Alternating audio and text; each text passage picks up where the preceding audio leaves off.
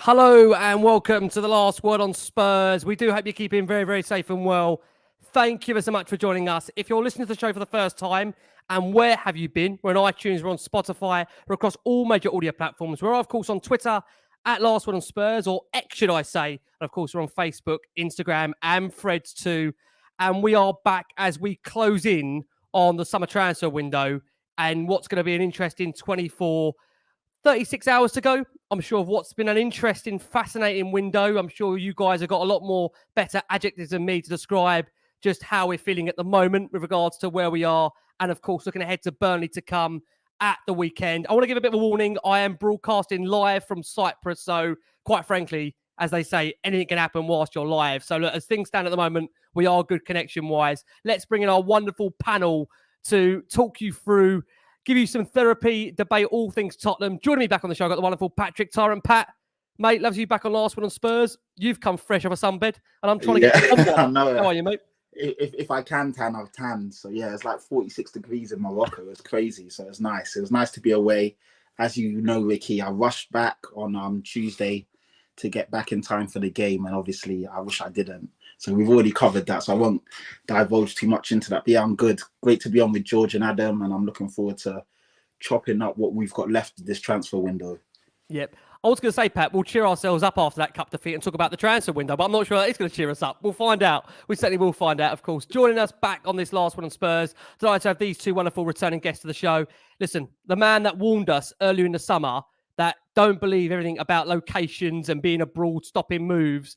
We've got the wonderful Adam Osper back on Last One on Spurs. Ads, he's spotted a bit of tan as well. Fresh off a holiday. Ad, how are you? You well? I am good. I don't want to start with I told you so about that. Yep. But I told you so. Right? You did. I'm good. I had a good holiday. I'm refreshed, and now I'm frustrated. Spurs a bit, yeah. Yeah, and now I'm frustrated. Yeah, a little bit frustrated, but I'm trying. I've got stuff, we've got stuff to rant about and rave about, and I'm sure everyone does. But also maybe a little bit of, I think you always say to me, a little bit of calm and maybe a little bit of reason rather than it all being wonderful or it all being Daniel Levy's fault that everything that is going wrong is 100% him and stuff like that. So, well, I only got to page 3 of your 20 WhatsApp you sent me this morning about what we're covering, so it'll be an interesting show. Good agenda. On the agenda. Listen, lots to discuss on this Last One of Spurs. Make up our panels. Delighted to have him back on. I think, to be fair, we've tried to get him in the diary. It's been a tricky one, but we're delighted to welcome back on the show. Long time since his last been. We've got the wonderful George Bannister back on. George Bann, of course, on X. George, love to see you back on Last One of Spurs. You look, you're still smiling for now, George. Is that Spurs or is that just the general mood at the moment? Smiling through the pain, Rick. Smiling through the pain. No, it's great to be back. Great to be back with the boys tonight as well. We've got a lot of meat to chew. Mainly not as positive as maybe as we'd like to have done. I know Ads has got 3 sheets worth of A4 to breeze us through in the next 60 minutes or so, of which we'll attempt to join in as well. But listen, great to be back. We've got a lot to talk about. So yeah, looking forward to cracking on. Absolutely. And can I just say a massive thank you to Matty Hayes there, the wonderful Matty Hayes, who took over one of our shows last night, the wonderful Sammy Mockbell. Matt doing us absolutely proud. Love to have you. Well, listen, we're having Matt back on for deadline day. Let's be honest and say, I think at the moment with the way the window's going, I mean, listen, with Tottenham, who knows what we'll be discussing in the next 24 hours. I think when they're coming to terms with what we're having to deal with right now. Look, again, the window does polarise opinion. I've always said with the transfer window that it does send us a little bit crazy because I think it distorts your vision as to what is happening in general with the football club, with life, because all you're doing is you're scouring X, scouring all different social media, seeing different players linked.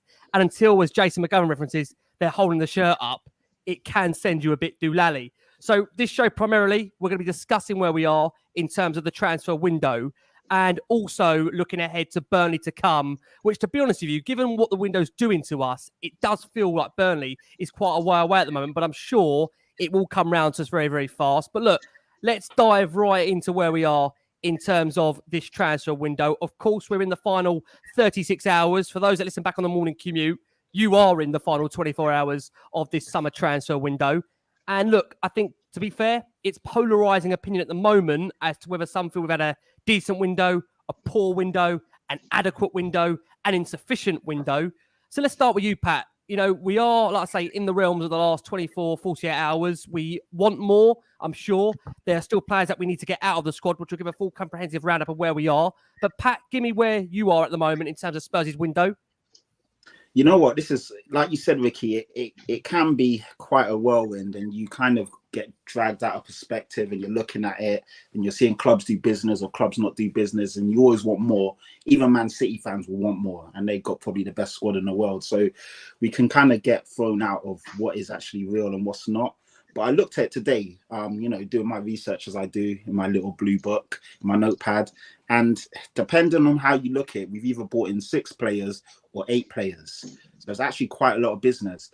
When I say 6 or 8, depending if you count Dejan Kulusevski and Pedro Porro as signings because they were made permanent this window, or if you count them as back in the, you know, the other one because they were loans made permanent. But we've brought in Kulusevski, Pedro Porro, Mickey van der Ven, Feliz, Ashley Phillips, Vicario, Maddison, and Manor Solomon. So that's actually 8 players in for 187 million. And we've obviously sold 2 players, Harry Winks for 10 million to Leicester, and Harry Kane, obviously, to Bayern Munich for 100 million. So the net spend or spend out is our, players that we spent money on 187 million, and the players that have left have generated 110. So the net spend is 77 million. Make of that what you will regarding the quality. I think there's some really good players in there. Obviously, there's some that will divide opinion, such as Ashley Phillips, a youngster. Will he ever make the first team? Will he, you know, develop into the player that he's meant to be? We got him for 2 million. And then we got Vicario, Maddison, Solomon, Velise, which we're yet to see. Kulusevski, who I think is amazing. Kind of dipped last year, but he's already back on the score sheet. And Pedro Porro, who divides opinion. Very good going forward, but defensively kind of suspect. I don't know, man. To be fair, I still think there's a gaping hole. We still need another centre-back. I'm really bemused why we haven't done that.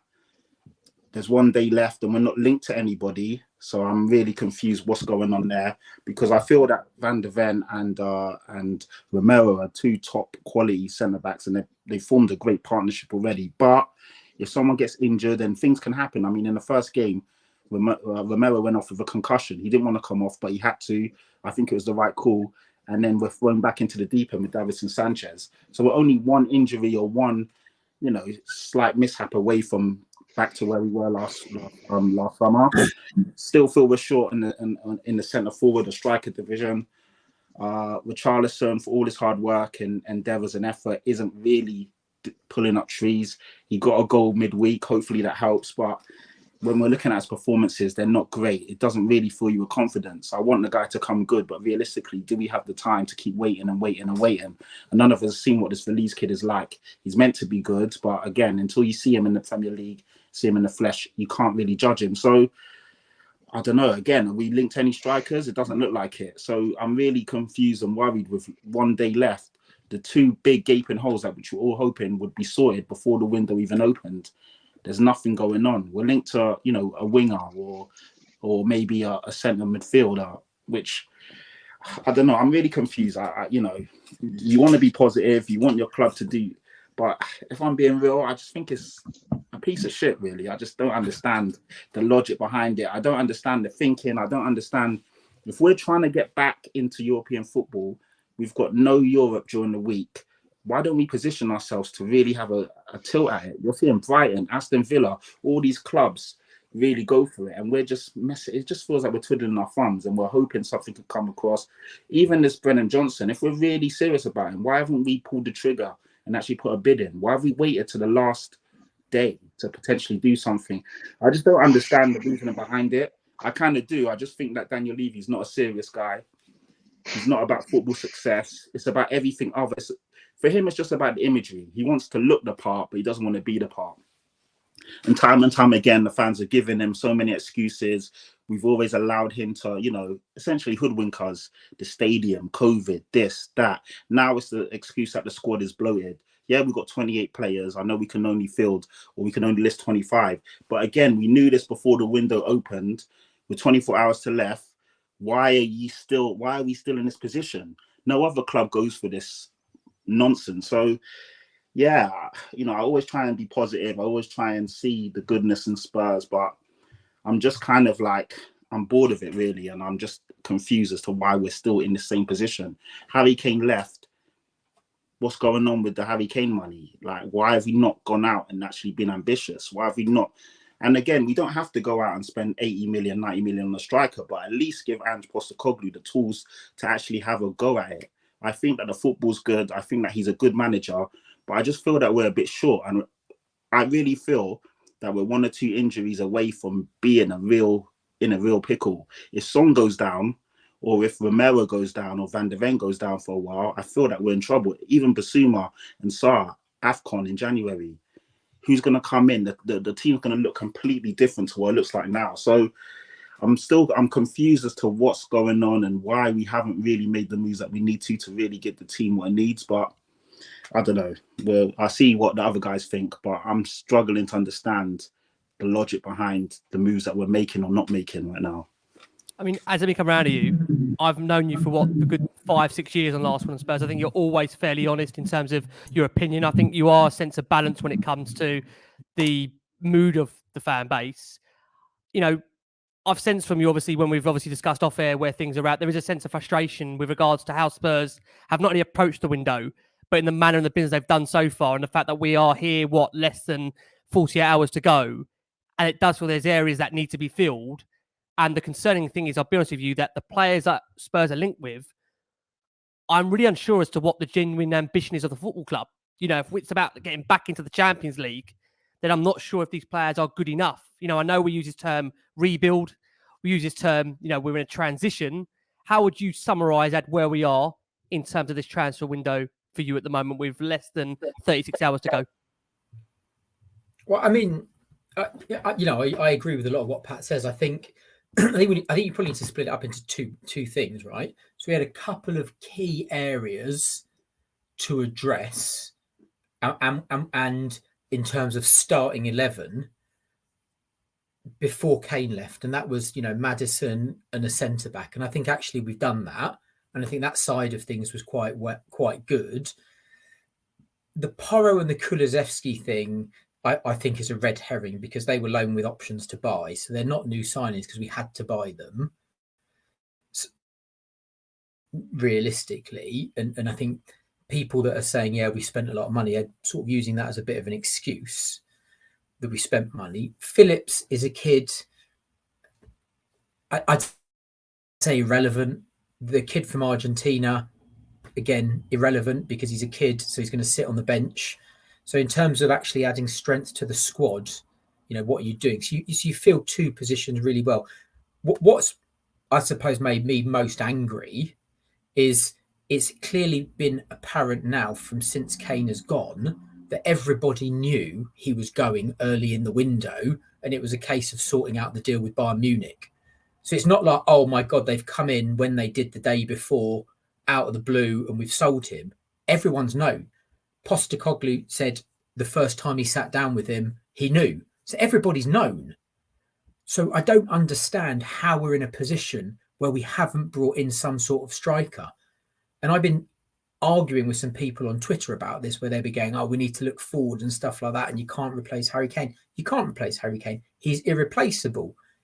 But you're losing 25 to 30 goals a season. You need to try to replace that. And people going, oh, Andrew said he wants a fluid front three. Well, frankly, I don't believe that. If you sat down with him and said, right, we're replacing Harry Kane, do you want to get another winger in and play it a bit fluid, and we can maybe lob Son in there if Richarlison isn't playing so well? Or do you want us to go out and buy a striker for you?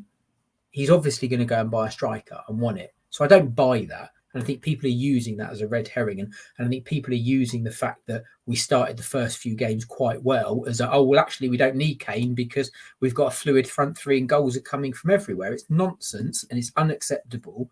And no top club in world football, no top club sells your absolute best player and buys no one and has no clear replacement. Even West Ham, they've sold Rice and they've gone out and they've bought and had a plan and done some stuff. It didn't look like it at first, but they've done it. People are saying, oh, we've spent the money in advance. Well, if we've spent the money on Porro, Kulusevski, who were there already, and we had to buy them, and a centre back and Maddison to replace Kane. Equally unacceptable. The centre back bit, and this is where I just want to make a little bit of a point, which I was touching on before. I'm not a Levy fan, but sometimes all of the blame is put on Spurs, on everything.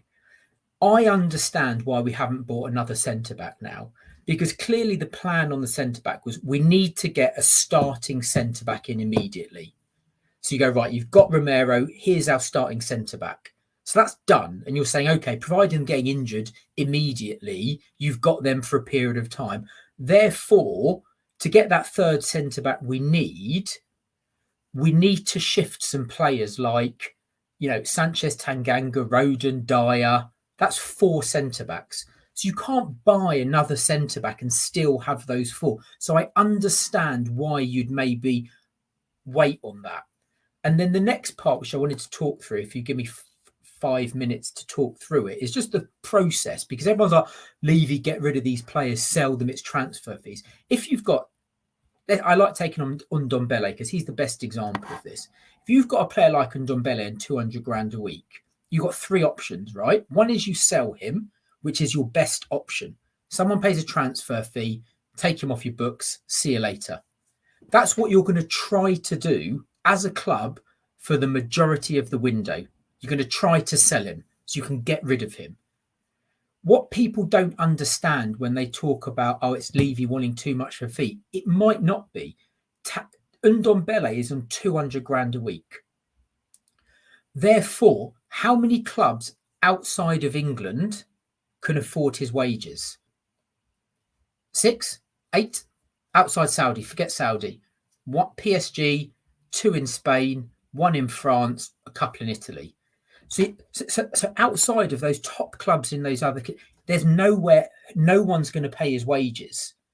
So then what do? You wait to try to do something and try to sell him somewhere, or you wait really late to try and loan him so that someone takes him and pays his wages. And that's why, not just with Spurs, in football, loads of loans happen late. Because everyone's trying to flog the player and they can't flog them, and they'll have a loan lined up. Right, we can't flog him, get the loan. And when you get the loan, you try to get another club to pay most of their wages or split it. So that's what's happening here. So I sort of understand that. And since COVID, European financial football is screwed. It's messed up. No one has money. So we have in England players that nobody else can afford. And that is the problem. So I sort of can understand some of the bits about trying to now move Tanganga, Rodon, Sanchez or Dyer on before you bring in somebody. Because you don't want to be we're left with 7 centre-backs at the end of the window. Is that my final point, was I actually think we are fine for central midfield and fullbacks, but Pat made the point, we are 1 injury away. Romero's not going to play a season. He's going to be suspended and he's going to get injured.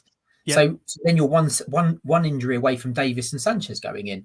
And equally, Richarlison, who isn't good enough. I mean, what amazing about Richarlison, he cannot trap the ball. Bounces off of him, doesn't it? His first touch. It's so bad. But even if he gets injured, then you're like, oh, well, okay, Son can go in the middle and Johnson can come. It's just like, where is your ambition when you've got rid of Kane, where you're trying to fudge that all together? It's not poor. George, you've had a lot there in this past 5-10 minutes of the guys there. I mean, look, I'll be honest with you, there's a lot of frustration in regards to the window where Spurs are at the moment, and well, potentially the business they are going to do between now and the deadline. For a man, George, I know you get a lot of questions asked on you from a lot of people that would love to know what your feelings are on the window. Let's ask you, George, where are you at the moment on this transfer window in regards to whether this is going to work out the way we all want it to come tomorrow's deadline? Well, it's $1 million question, Rick, I think, on forecasting the next 24 hours. It's difficult not to echo exactly what Pat and Ads have just mentioned, to be honest. Touching on Adam's last point on sort of outgoings and how we have to do certain things at certain times, I think a lot of that just comes down to the negligence and sort of incompetence on our previous transfer windows.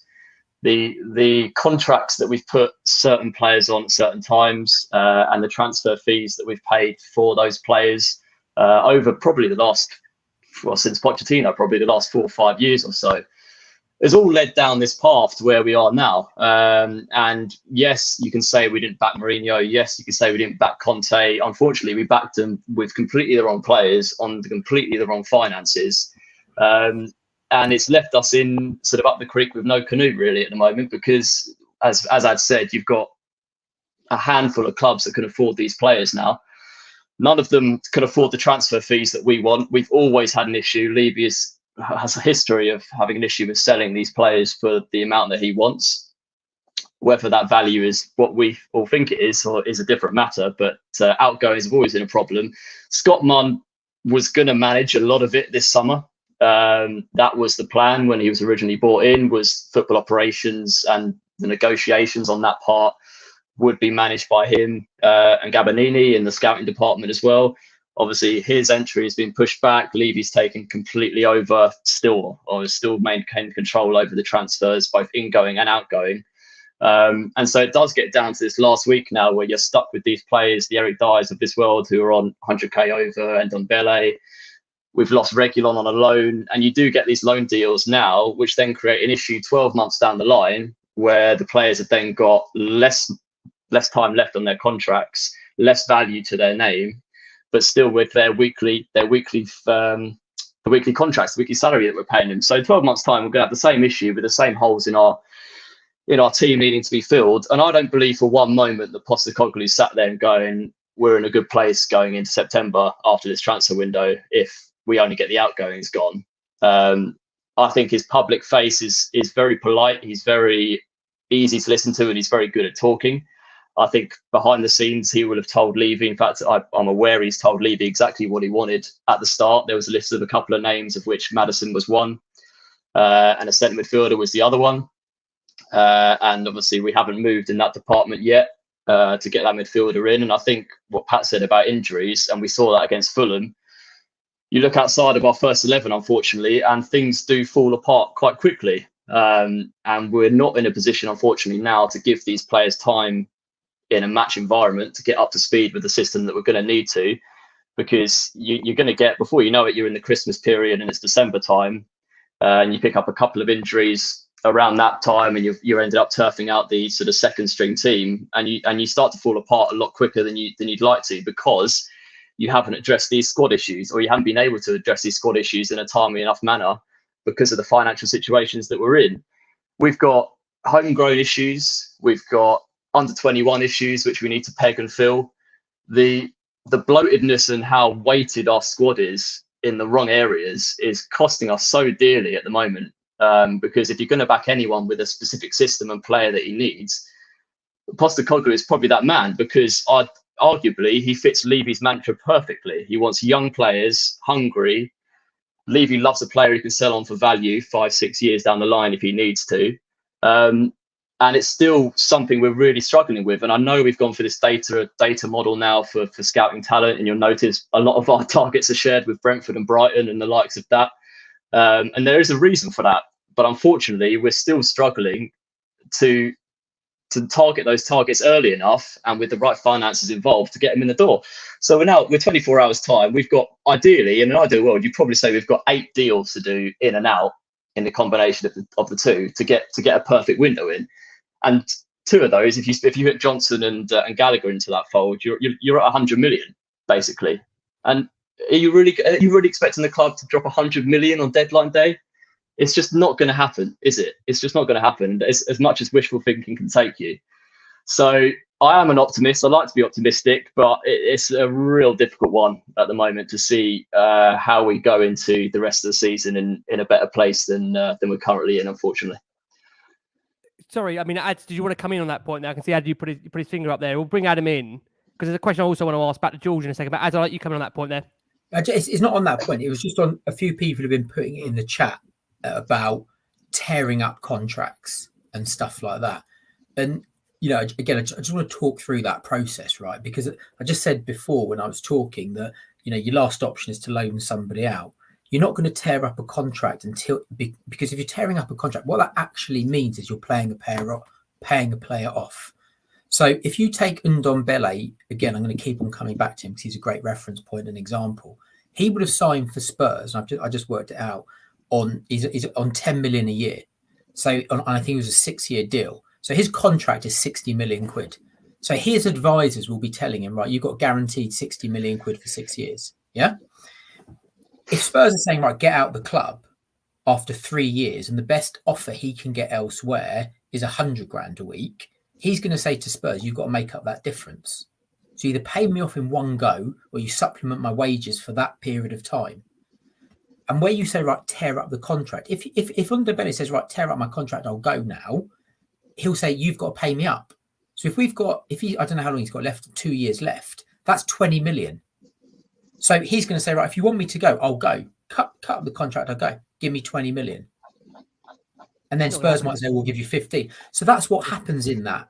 It's not as straightforward as like tear it up and go. So therefore, you're going to try to loan him out if you can't sell him, because you're still not, you can't just tear up a contract and go, here's 20 million, off you go, because you can't do that with like 5 players. You're never going to do that, which is why we're left in this situation.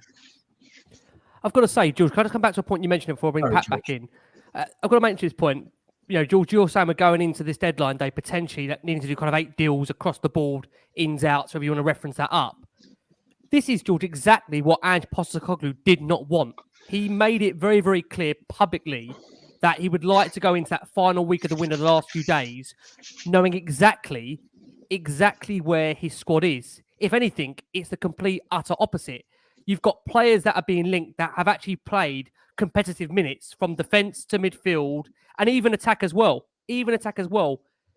You can't tell me, George, and I'm not asking you to, tell me, your maybe from a personal opinion piece. Can he be happy with what's going on here at the moment, the manager? No, I think you've hit the nail on the head, but it's the same every season, mate. Of course, regardless of the manager.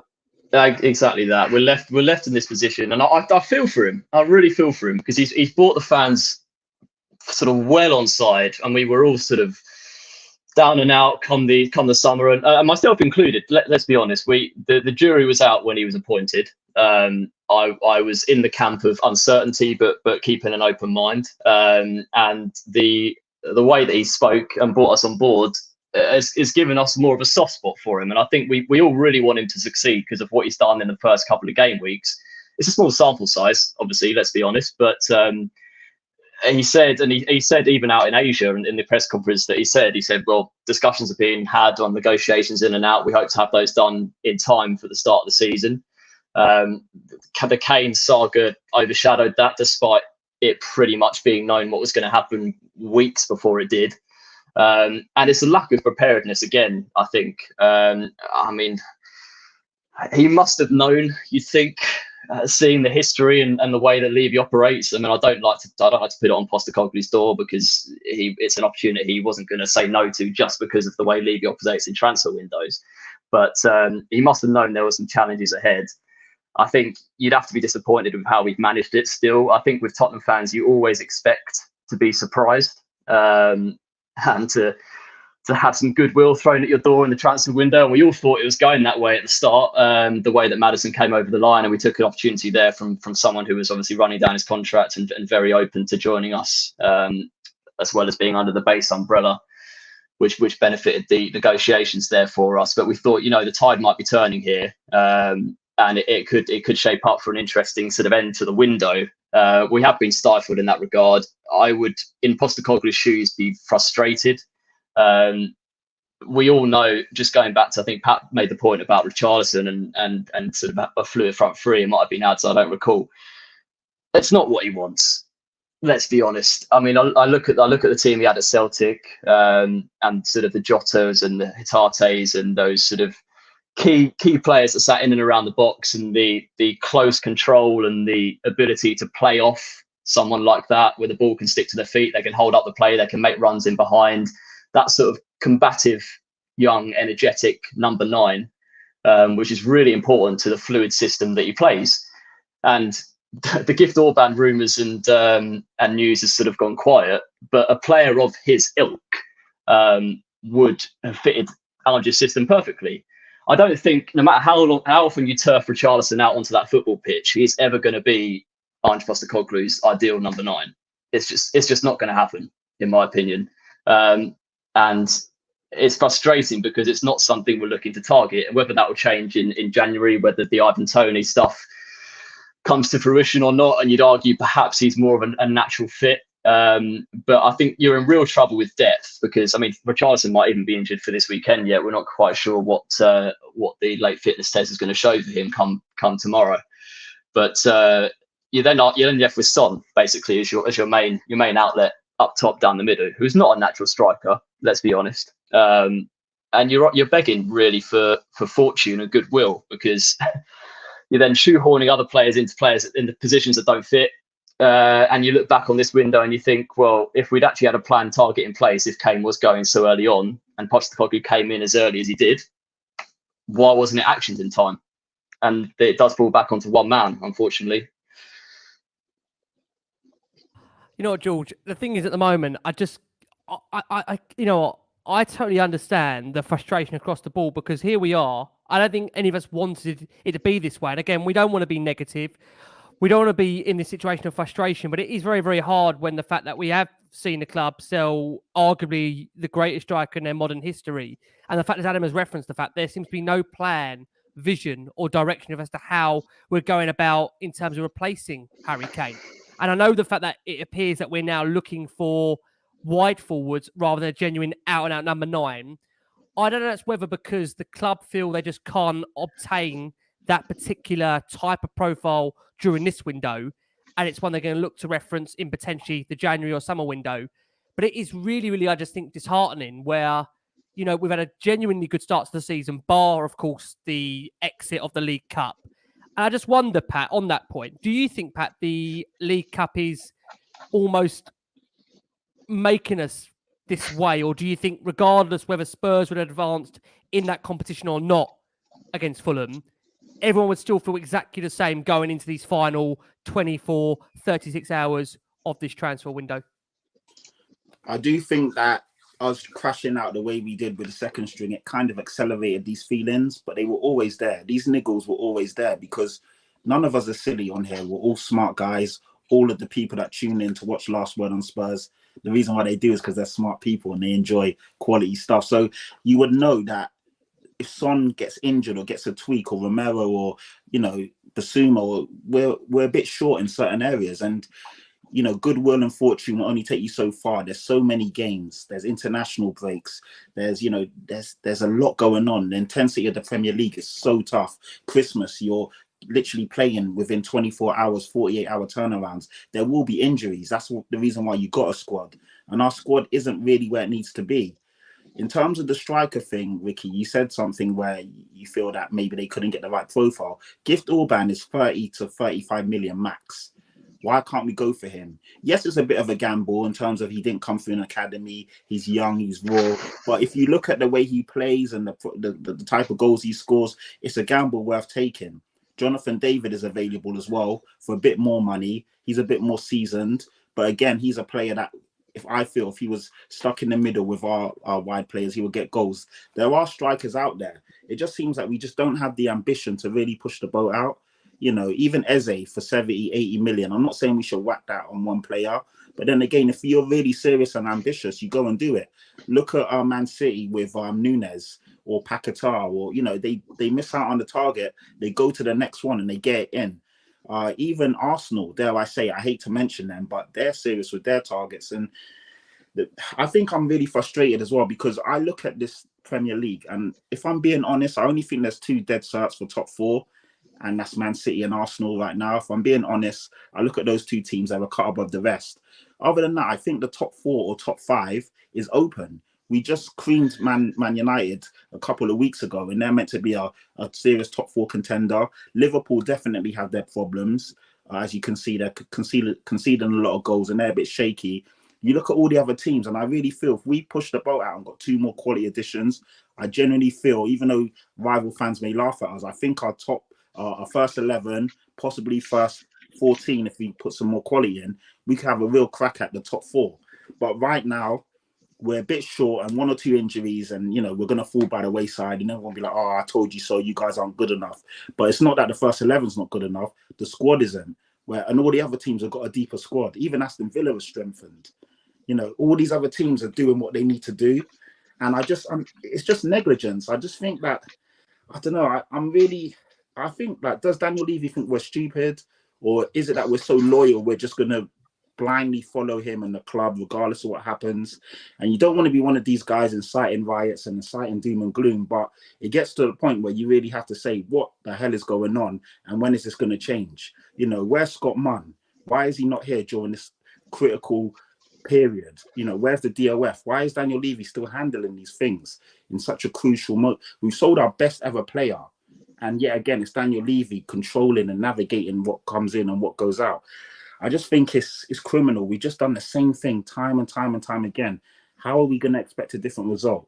If we're lucky, we could get top 4, top 5, but so many things have to align for us to get there. And I just feel, yeah, sorry, go on. Please. No, I was just going to say, and I just feel that with the crashing out of the cup, you know, I wouldn't have changed so many players. But Big Ange is the manager. That's what he wanted to do. Cool, I'm going to get behind it and back it. I would have possibly changed Lo Celso, but brought him in for one of the midfielders. And I probably would have brought in Solomon for Son and given Son a bit of a rest. And the reason why I would have brought in Solomon is because he's an ex-Fulham player. He would have a point to prove. You see when, you know, ex-players go to their old turf and they really have the bit between their teeth. And I feel Solomon is a good player. That's probably what I would have done. And then I would have obviously won the game and then brought in other players. But I just feel that the second string showed us they're really not good enough. And I'm really worried that with a couple of injuries, we are going to start falling down that table. Before I come to ads, George, I have to go back on a point you mentioned a short time ago. And it's the fact, obviously, you mentioned it there, and it's been since this someone who's seen it, that Spurs have had a change in tact in terms of their recruitment model. They have gone for more of this data-driven approach. And whilst we are seeing Spurs, of course, now going along the lines of the similar targets and profiles to the likes of Brighton and Brentford, the worrying thing is, Jordan, you hit the nail on the head, that despite Spurs going down that route, they're still not getting these players in. You know, that's the biggest worry. And I think that is the biggest concern, that you want to think, George, that we should be ahead of the game. And Scott Munn is still yet to start the role.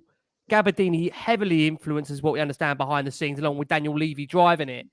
Are you worried, George, that this particular model that Spurs are going for, it's difficult for it to be successful if you are not ahead of the game? And like we've seen Spurs, for what it's worth, you can tell me, George, if you feel we've lost out on a genuine talent in Ansu Fati and whether the model Spurs are looking at can be successful. Tell me your thoughts on those couple of points. Yeah, I think the issue with Tottenham is they've always been reactive, I think, under Levy. And the idea of this new structure and recruitment model is to try and turn that tide. The issue is you have to go all in. You have to trust it, and you have to back the new system with risk for reward. And the risk comes with backing the young talent who are putting up these stats and this data that fit the model that you're playing. And these talents are identified. There's usually a pool of about 5 to 10 players per position. Each of those players have got different attributes. Those attributes are tiered sort of 1 to 3, depending on how likely they are to fit the system, how likely they are to adapt and grow into the system, or if they're going to be a complete risk, but it's an opportunity that you can't pass up. Now, the issue we have at the moment with this new model is that Levy is still the one steering the wheel. So the common denominator, unfortunately, falls at his door still, because he, unfortunately, he's inept, really, at running football operations of a football club. And he has to have his fingers in those pies still, because that responsibility hasn't handed over to Scott Munn yet. We don't have a director of football sitting underneath Daniel or underneath Scott to make those decisions on his behalf. And the hurdle continues to be fallen at because Levy is the one with his hand on the trigger, effectively. So the data can be given to his door and dropped on his doormat, but he's still the one giving the yes or no answer. So it's still early days. So let's not sort of beat about the bush. It's the first window that we've adopted this structure. I'm not expecting the trees to be pulled in the first couple of weeks that we see it being used in the first windows, perhaps, that we're waiting for the results from it.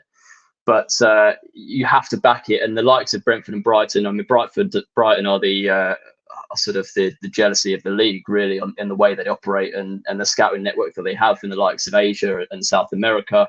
I mean, the second they sold Caicedo, they put a bid in for his replacement. The same day Fabrizio was tweeting rumours about, I forget the guy's name, but they identified him, young player, no more than I think 25 million, I think was the outlay for him. But he fitted exactly the model they wanted. There was a proactive plan in place because the data matched between the team of their 4 or 5 scouts probably they had working on it. And they done the deal, and he was brought in a matter of probably 7 days. I think the deal was done in. And it's that sort of plan and recruitment strategy that you have to have a team underneath. Otherwise, there's no point. You may as well go back to Levy identifying the targets with Frank Arneson back in the day. God. It's unfortunate, but you have to back it. And I don't think Spurs have the structure there or the risk versus reward balance to make it work at the moment. And let's come to you. Before we go for our first break, we'll be talking about some of the individual players Spurs are either trying to bring in or sell between now and the deadline. Adds this new look data approach in terms of a recruitment model. I want to know from you personally whether you're a fan of it and whether you feel, I'm laughing saying this, under this current hierarchy, this can be successful. George has mentioned the likes of Brighton, Brentford that have used on the model really, really well and adopted it to their benefit in the last 3-4 years in their time in terms of promotion to the Premier League and beyond that. Can this be successful, Ads, under Spurs with the current people in place, in your opinion? Yeah, I think if we take a step back, because it's been quite ranty, and actually if you spin it a bit, since Paratici came in the main, 80% of our transfers have actually been decent. 80% of our buyers have actually been quite good players. And up until, the point of Kane leaving, actually, most people were quite satisfied with how the window had gone. We'd got in the centre-back, we got in Maddison, a few other little additions, Porro and Kulusevski were done. So actually you were thinking, okay, we're okay.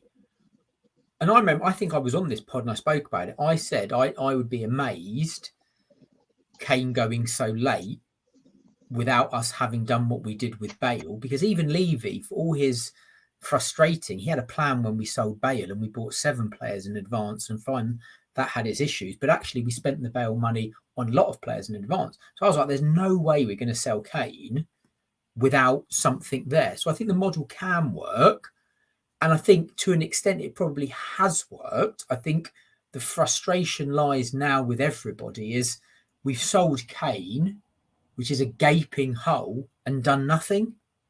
And then we're scrapping around, so it seems, randomly trying to find people for slightly odd positions.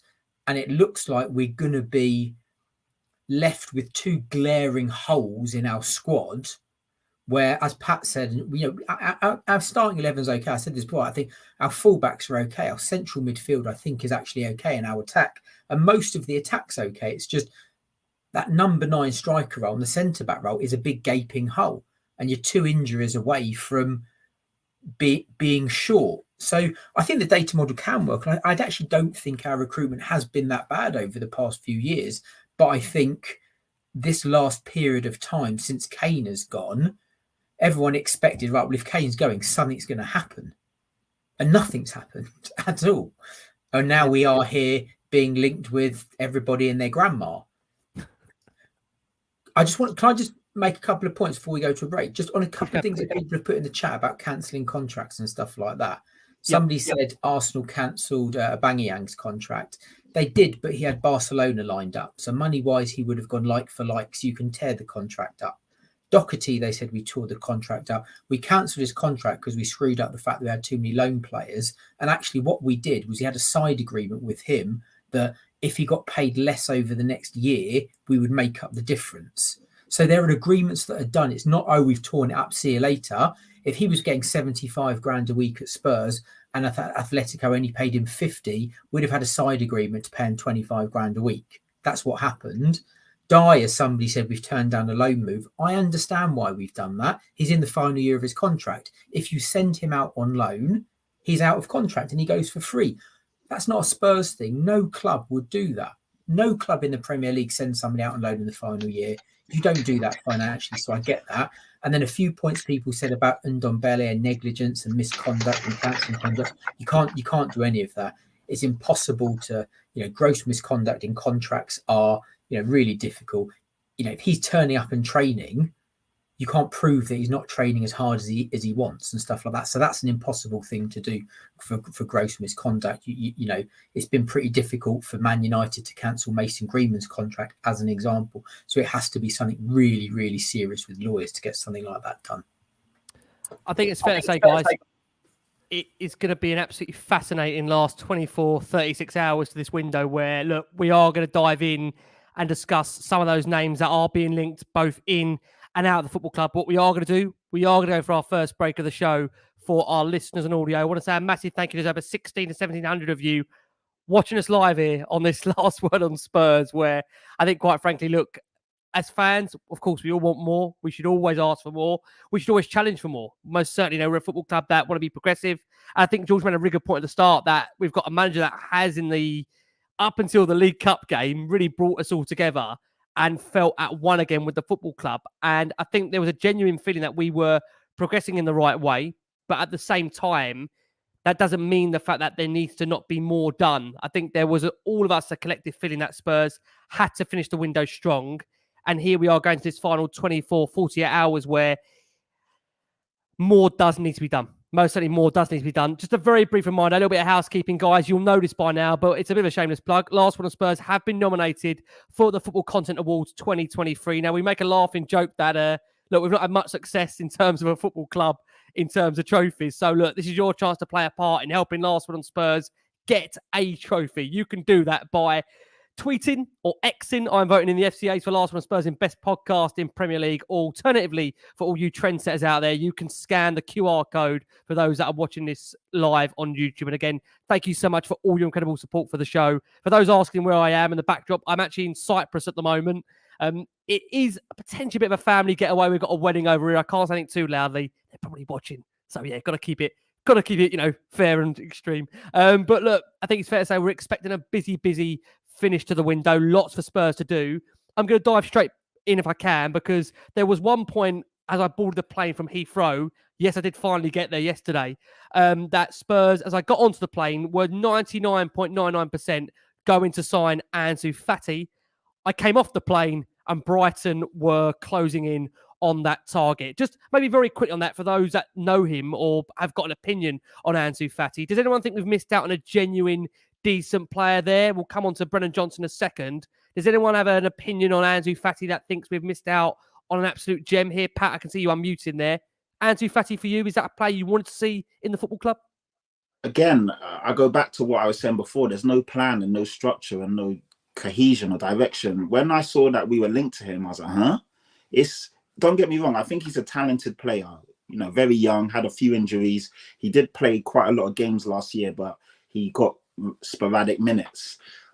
Good player, but he's not what we need. So I'm confused as to why we were linked or even going in for him, when, like I keep saying, we need a striker, we need a centre-back. If we're going to upgrade in a position, I personally feel Højbjerg should be shipped out, and then he's been talked about. He wants to leave. He wants a new challenge, and we bring in a more mobile, more progressive DM. So why are we going for Ansu Fati? So for me, I was really confused as to why we were going for him. I know sometimes in the window, these situations happen, and you need to react. But for me, it didn't make sense considering all the stuff we spoke about. So again, I'm not worried. It doesn't mean we still need to do work, but for me, I'm not too concerned about that one at all. Let's talk about Spurs' it appears main target going into the final 24 hours. Now, I feel very cautious saying the main target because it's Tottenham Hotspur Football Club. And quite frankly, anything can happen as these guys are laughing as I say this guy's name for those that are listening to this back on audio. It appears at the moment, and again, I will time and date reference this. We're 9:20. We're 9:25 UK time, 31st of August. Spurs appear to have now a clear run at Brennan Johnson of Nottingham Forest. That comes on the back of the news that Brentford are closing in on the signing of, again, a reported another top talent Spurs are looking at, Johan Bakayoko from PSV. It appears Forest are looking at a fee of around 50 million, although we understand Spurs looking to put a bid in of around 40 million plus add-ons. That sounds about right for Tottenham. Guys, Brennan Johnson, let's come over to you, George. Is that a player that you feel genuinely challenges that first 11? And does he improve us as a team, in your opinion, George? I think he's got a lot to do still. There's definitely a player there. I'd be very interested to see what Ange does with him. I'm not waxing lyrical. I think there's definitely a good young player there, and direct and very pacey, creative, which is what Ange looks for in his wingers. Is it a priority position? Is it 50 million worth? It's very difficult to maybe put weight on that, and I don't know if that's just Forest valuation, or whether that's just the current market just completely bloating these figures. I know obviously if you're homegrown, you already add pretty much to the 10 million to your valuation anyway.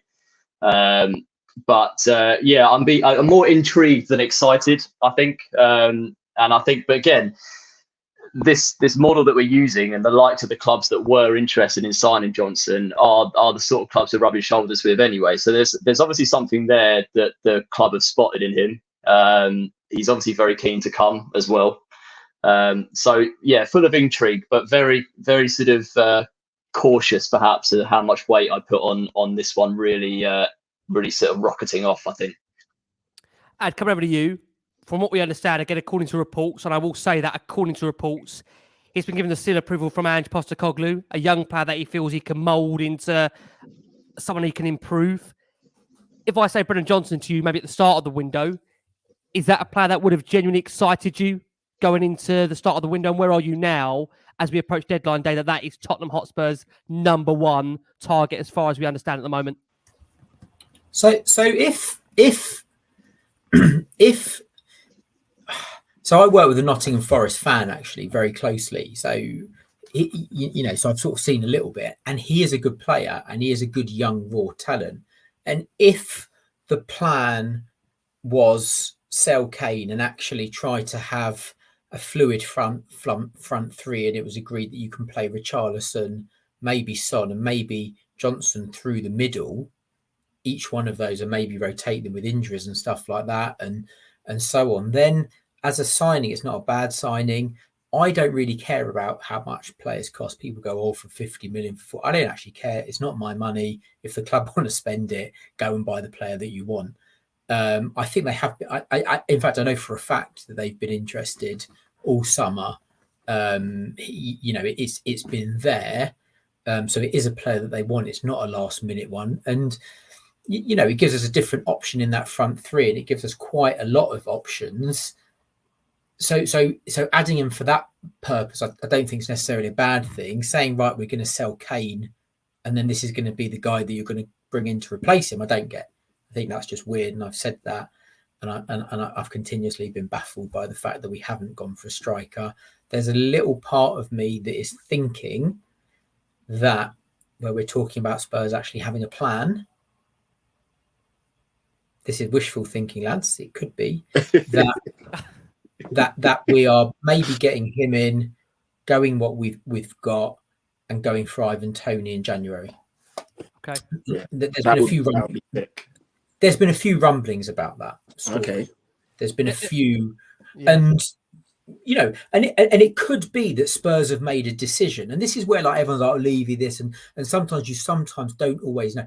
We don't know that Ivan Toney hasn't changed agents recently, and it's pretty much done that in January we'll get him. So they've said, okay, well, actually, let's go with what we've got and get this one in, and then we'll go with it. It could be that. I don't know. I could be wrong. Sorry, Zoe. It could be something like that. It might be that they've said that.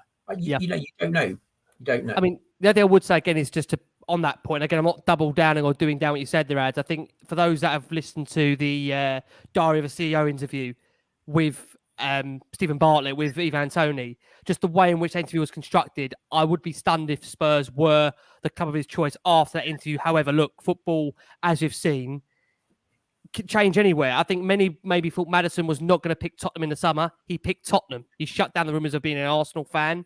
And look, I think we all agree that watching Maddison, I think we all feel he's what you would say a genuine Spurs player looks like. So, yeah, I mean, I'll be honest with you, going into where we are at the moment in terms of potential other incomings, Spurs are being linked to heavily George Conor Gallagher of Chelsea. Now, I mean, it's an interesting one because, again, you would say that's probably tied to the fact that Højbjerg would have to leave on deadline day, which, from as we understand here, recording right now, and from what we understand, Fulham hold a keen interest in Pierre, as do Atletico Madrid. Where are we, George, for you on Pierre-Emile Højbjerg? Is he a player that you genuinely feel now time has run out at Tottenham, he's no longer good enough as a squad option? Because I got a lot of different, I would say, mixed reviews when I said when he came on against Manchester United and then I believe against Bournemouth, I thought he actually played very, very well. I think he actually managed the game really well from a time management perspective in terms of breaking up play, the dark arts you'd call them. And I wasn't totally against Pierre being a squad member, not being a first teamer. I have to emphasise that. I don't think Pierre is good enough as a first teamer to get into the 11, but I wouldn't totally disregard him for being a decent enough squad player. So where are you, George, on Pierre? Do you think if a bid comes in that's good enough, number one, Spurs should let him go? And then two, if they do we need a replacement? And is Conor Gallagher the man? I'm not his biggest fan, Rick. I have to be honest with you. It's such a difficult one because how do you define a squad player? To me, a squad player should be someone who can come into the team and the level doesn't drop. And especially in this system, I think for the Fulham game proved that's so important. And the thing about Højbjerg is I look at someone like Skip. I didn't think Skip had a great game against Fulham. I don't know about anyone else, but yet you pair him. Totally agree. You pair him with someone like or in midfield three with Bissouma and Maddison, for example, or next to Bentancur, and his level raises. But I don't think Højbjerg has that effect on the players around him, nor does he have that cutting edge in his play to progress the ball up the pitch like we need from our midfielders. I look at the level between him and Bissouma, and it's night and day, especially this season. And the Conor Gallagher one is really interesting, I think. And again, he doesn't have a massive fanfare for him, but I think he's someone who has that tenacity and creative ability to play as that number 6, number 8 in this arm system better than Højbjerg can. Højbjerg, I think, was perfect for when we used to play 5 at the back and used to sit in front of the back 4 or the back 5 rather, and break up the play and give it to someone who was standing next to him to take up the pitch. This system requires so much more from your midfielders than I think he can give. And if the level drops too much with him coming onto the pitch from the bench, I'm not sure what benefit we have with keeping as a squad player if we get the offer in for him that works for us. It looks like it's going to be another a loan. A loan with an option would be the perfect scenario, I think, for us. For him to go to Fulham seems an odd move or sideways backwards move.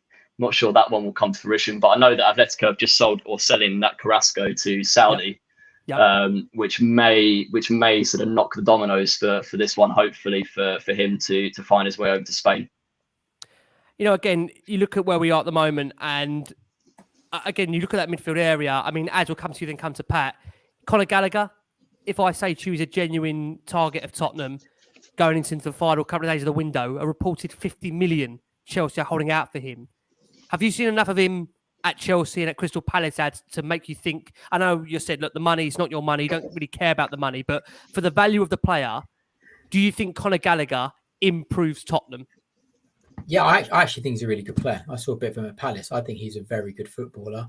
So what I see happening in true Spurs fashion is us selling Højbjerg and then Chelsea screwing us over on deadline day as we try to get Gallagher done, and then we get left short, which is why you just see it happening. You're not crazy. You're not crazy. Yeah. Why is that so crazy to think that? Why is it not? I totally agree. The Højbjerg one, I agree with what you said about him coming on. The reality is Højbjerg won't want to do that. Højbjerg doesn't want. The reason why he's probably looking to go is because he wants to start.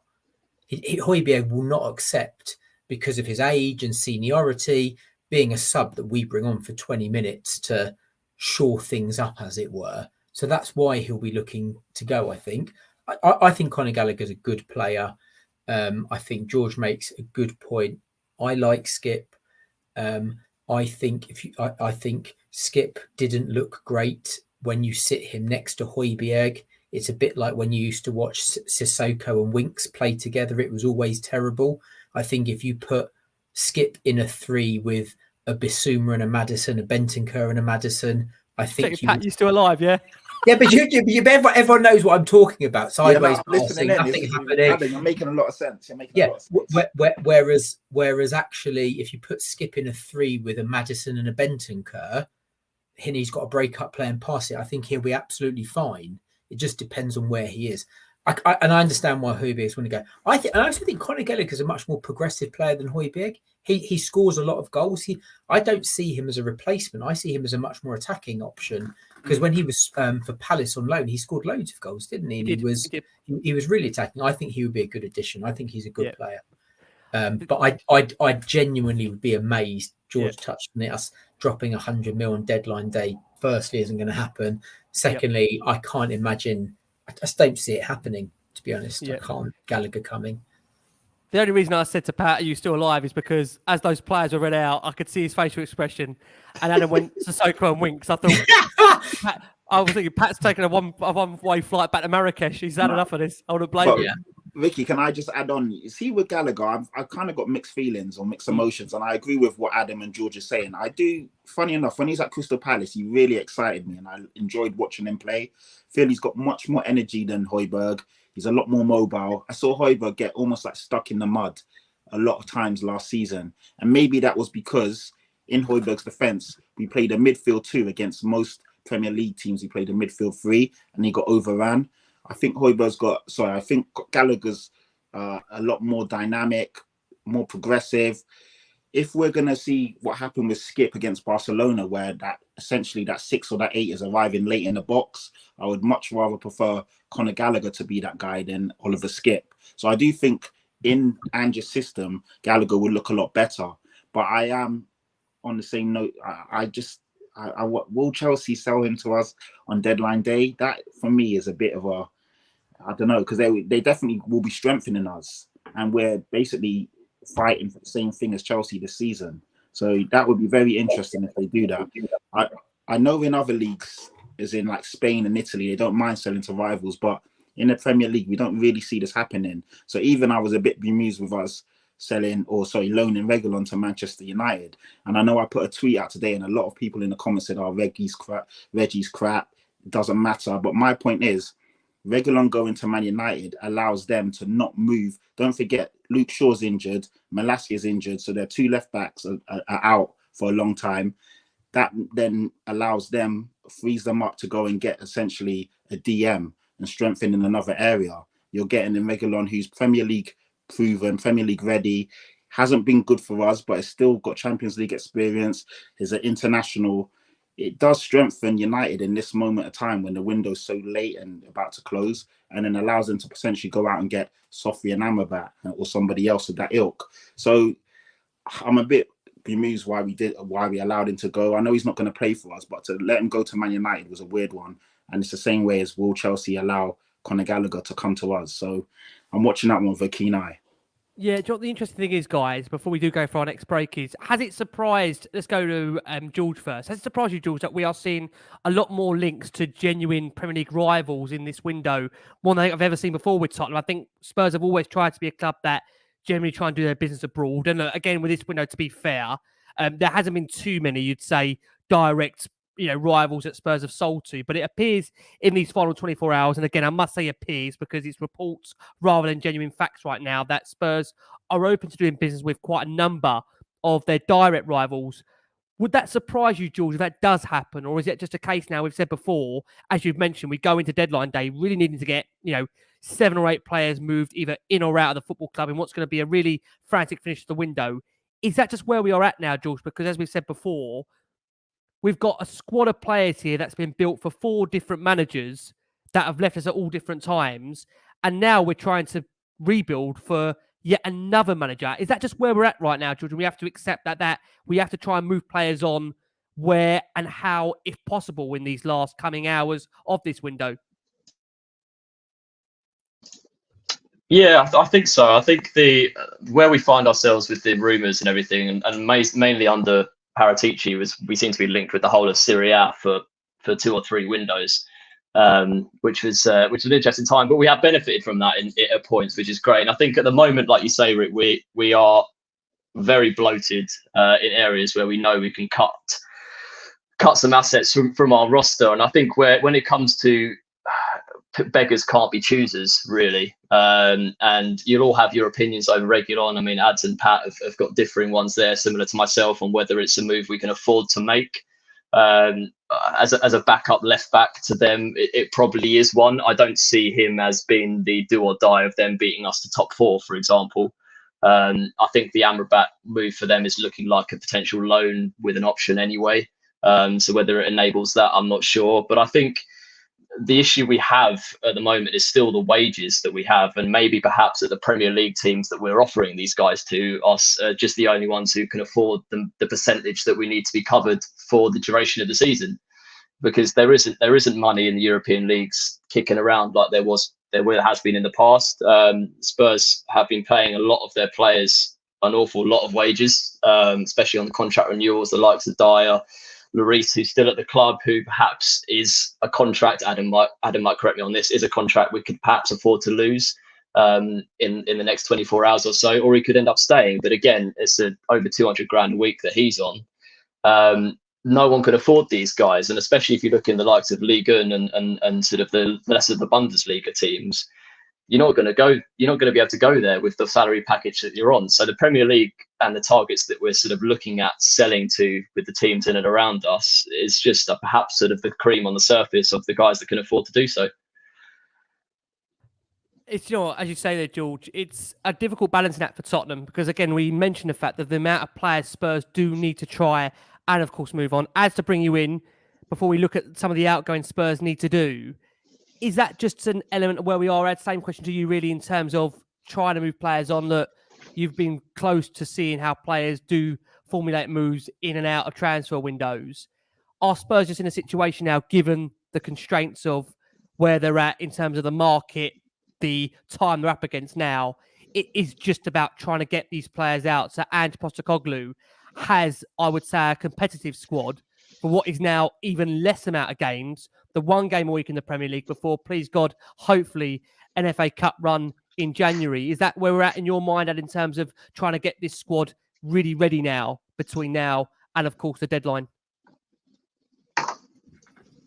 Yeah, I mean, I don't think we're trading with rivals. I mean, we've lent Reguilón to United.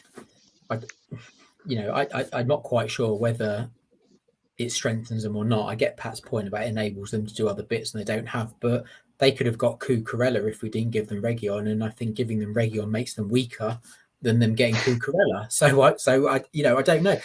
I don't believe we would trade with these bigger clubs stroke competitors for key players in key positions like Chelsea, Arsenal, Man United. We're not going to sell each other our best players. Man City will send off their almost cast-offs to other teams that they don't want anymore. Chelsea and Arsenal generally trade with Arsenal buying Chelsea players that they don't want anymore. So we haven't traded with anyone, but there is that. And I keep coming back to this point. The players that we need to try to shift, it's a very small pool of opportunities where you can get them to. So actually, sometimes you need to say, well, actually, we need to get rid of them. They need to go and play. We need to sell them. So actually, these are our options. So let's just move them on there. There was something in the chat I wanted to touch upon as well. Somebody spoke about Chelsea's financial fair play issues. I don't think they actually have the financial fair play issues. Can I just explain how that works quickly or not? Are we okay for time? Yeah, you can go for it very quickly. Yeah, go ahead, man. Go ahead. Yes. So people are going, oh, that how it works and where they're getting away with it is if they sign a player for 100 million over a 7-year contract, that let me do it over 10-year contracts is easy to work out. That 100 million gets split across 10 years. So what actually goes on the books right now, as of today, in this year for business accounting purposes is 10 million. That's their outlay. So when they bought Enzo, their outlay in year one is 10 million, not 120 million.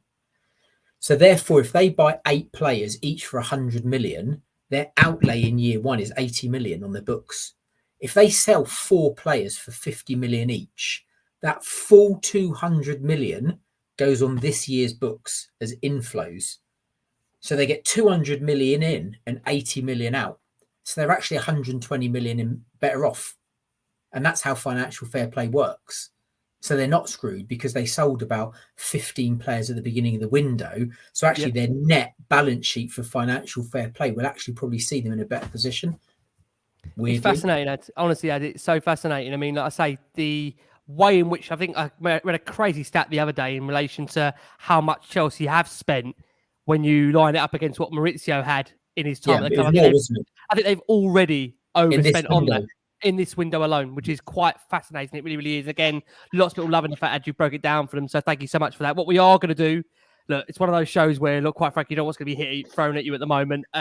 We are going to go for our next break of the show. We're going to touch on outgoings, then we have to look ahead to Burnley to come. For the sake of all of us here, it is a busy, busy Last Word On Spurs as we enter, of course, into the final 24 hours of the window, deadline day. We'll be keeping you abreast everything here on Last Word On Spurs. Again, thank you so much for all your incredible support. We've got over 1,800 of you watching us live here in Let's Be Honest. It's going to be a frantic finish to this coming window. Guys, we've touched on Sergio Reguilón. He has had the here we go. He will be a Manchester United player between now and the end of the season.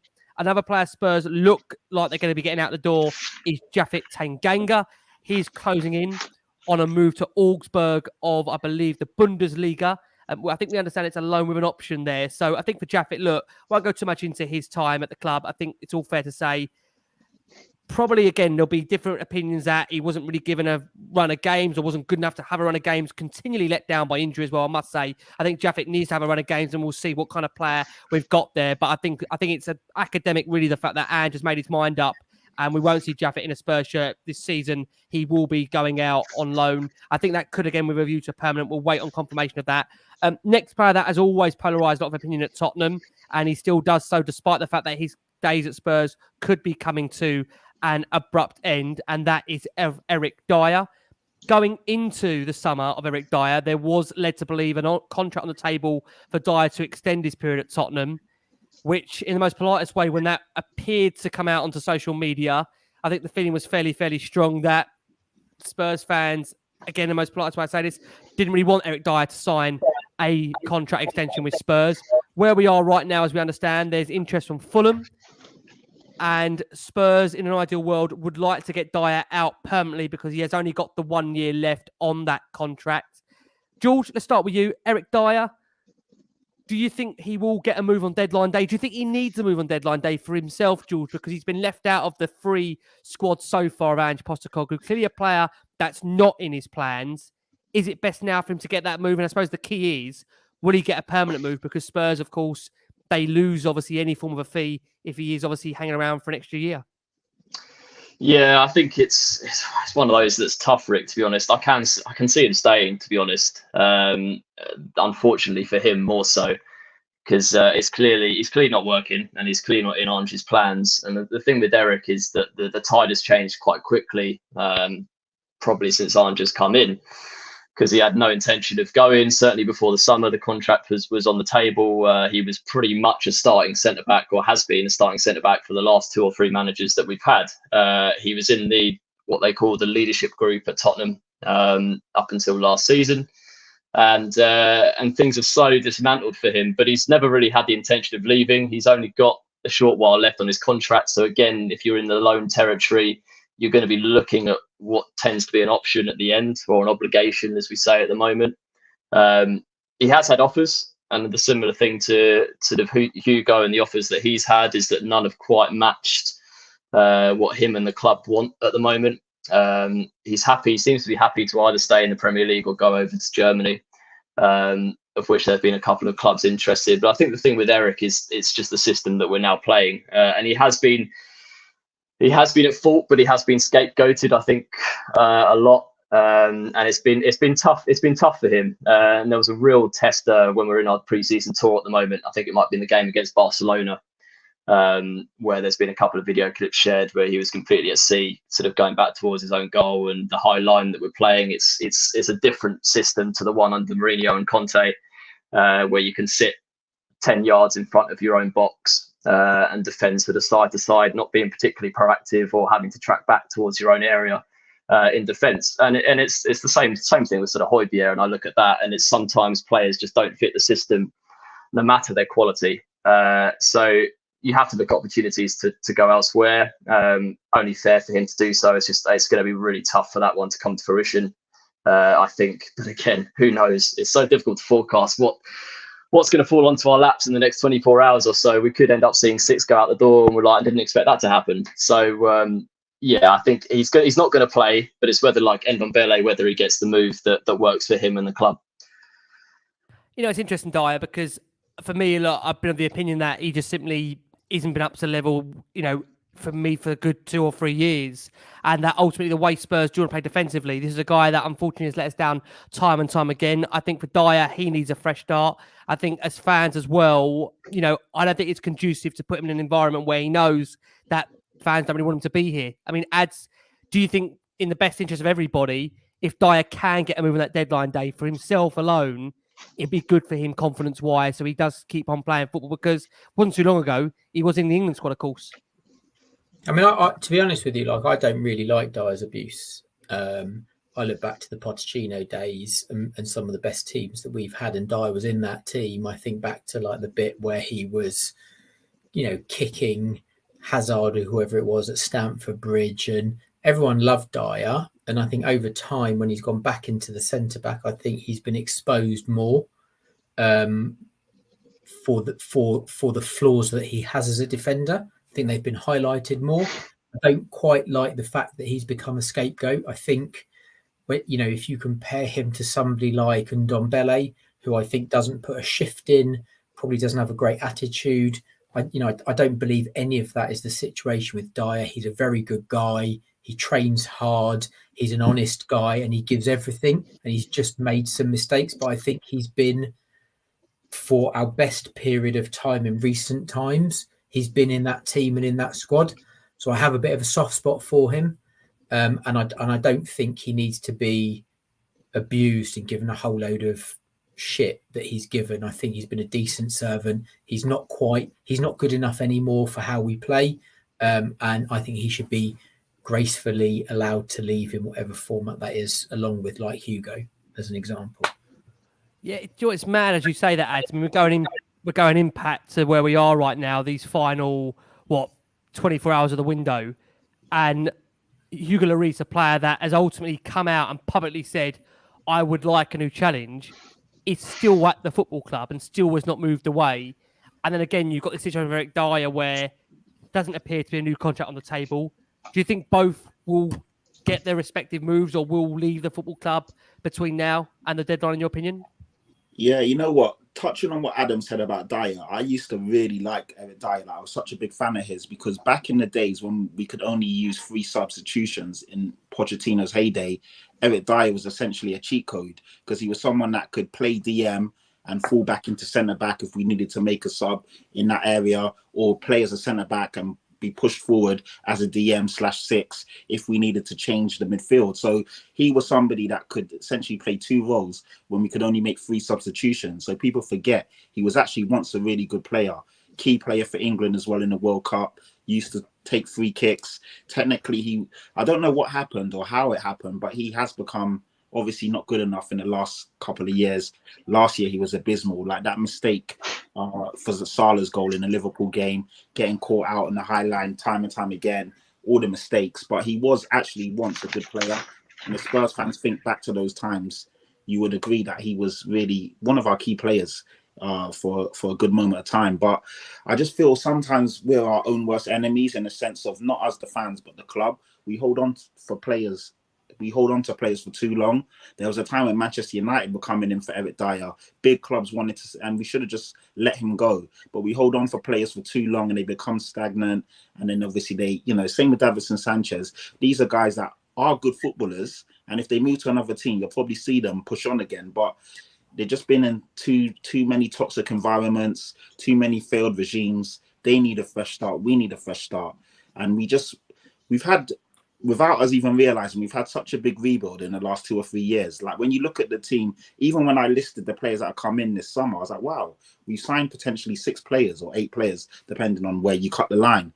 That's a lot of players. And if you look at the team from 2 or 3 years ago, there has been Paratici's done some good work, but it's just that we've got 2 or 3 of these guys, like your Ben Davises your Eric Dyers, your Davinson Sanchez's, they need to go so we can really refresh the squad fully.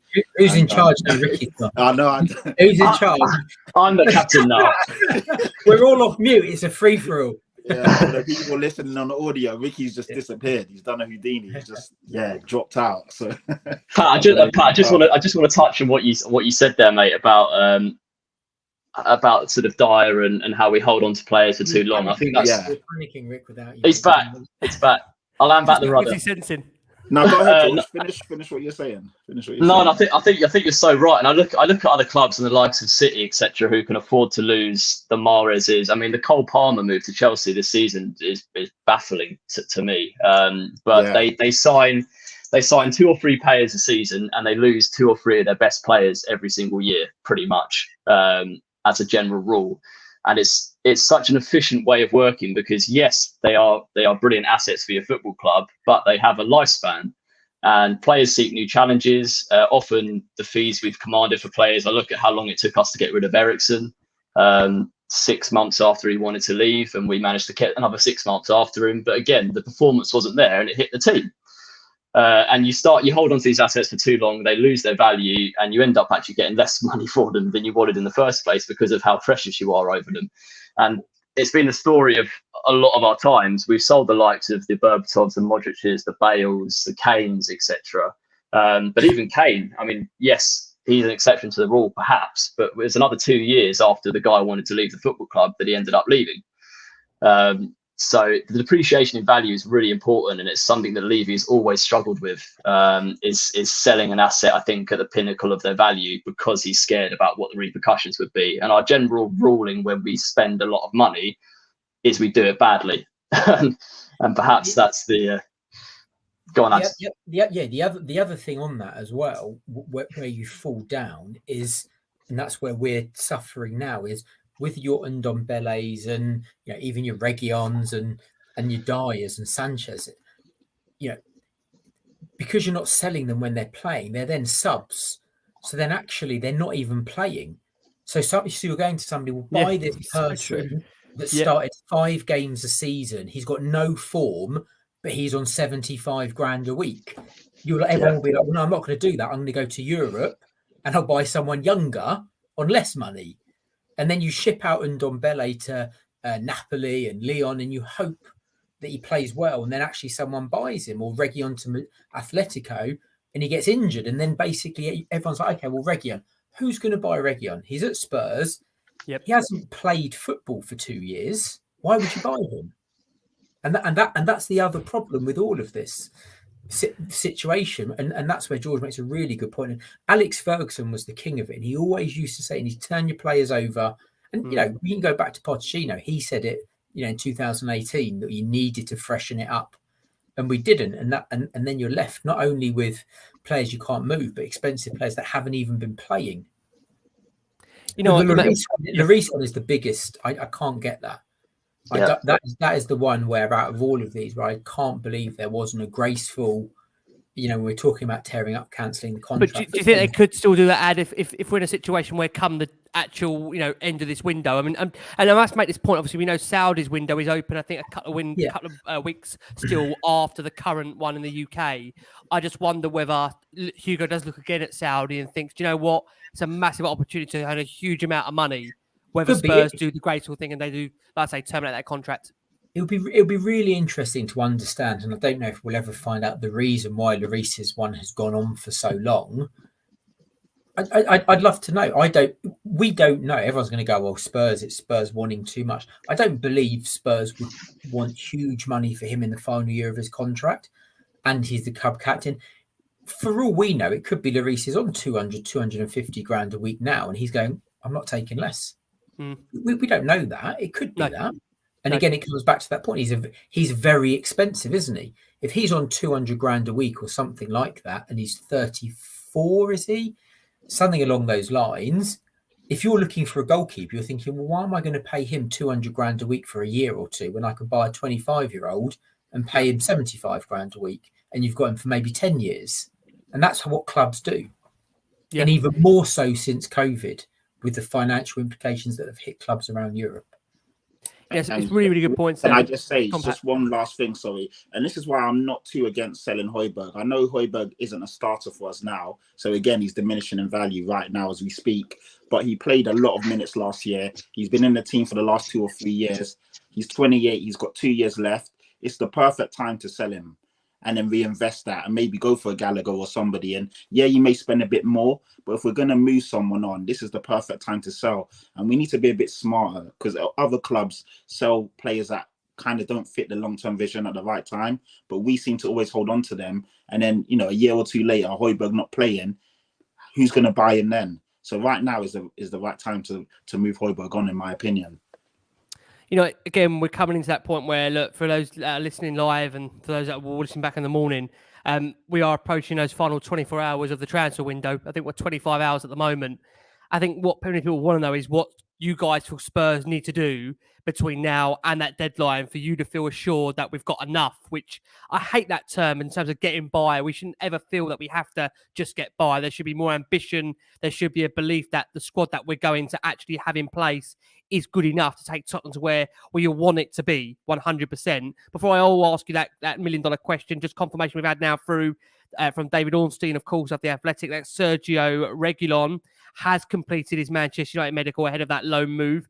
We understand it's a straight season-long loan with no fee or option to buy. However, there is a break clause in January, and the Old Trafford Club will also cover Reguilón's wages in full. So for Tottenham, really, as we made that point, I think it's too much of a bad deal for them. You could argue, I think as Pat has mentioned, that maybe we're doing them a favour in terms of filling an area in which they've now, for them, got an opportunity to go and do more.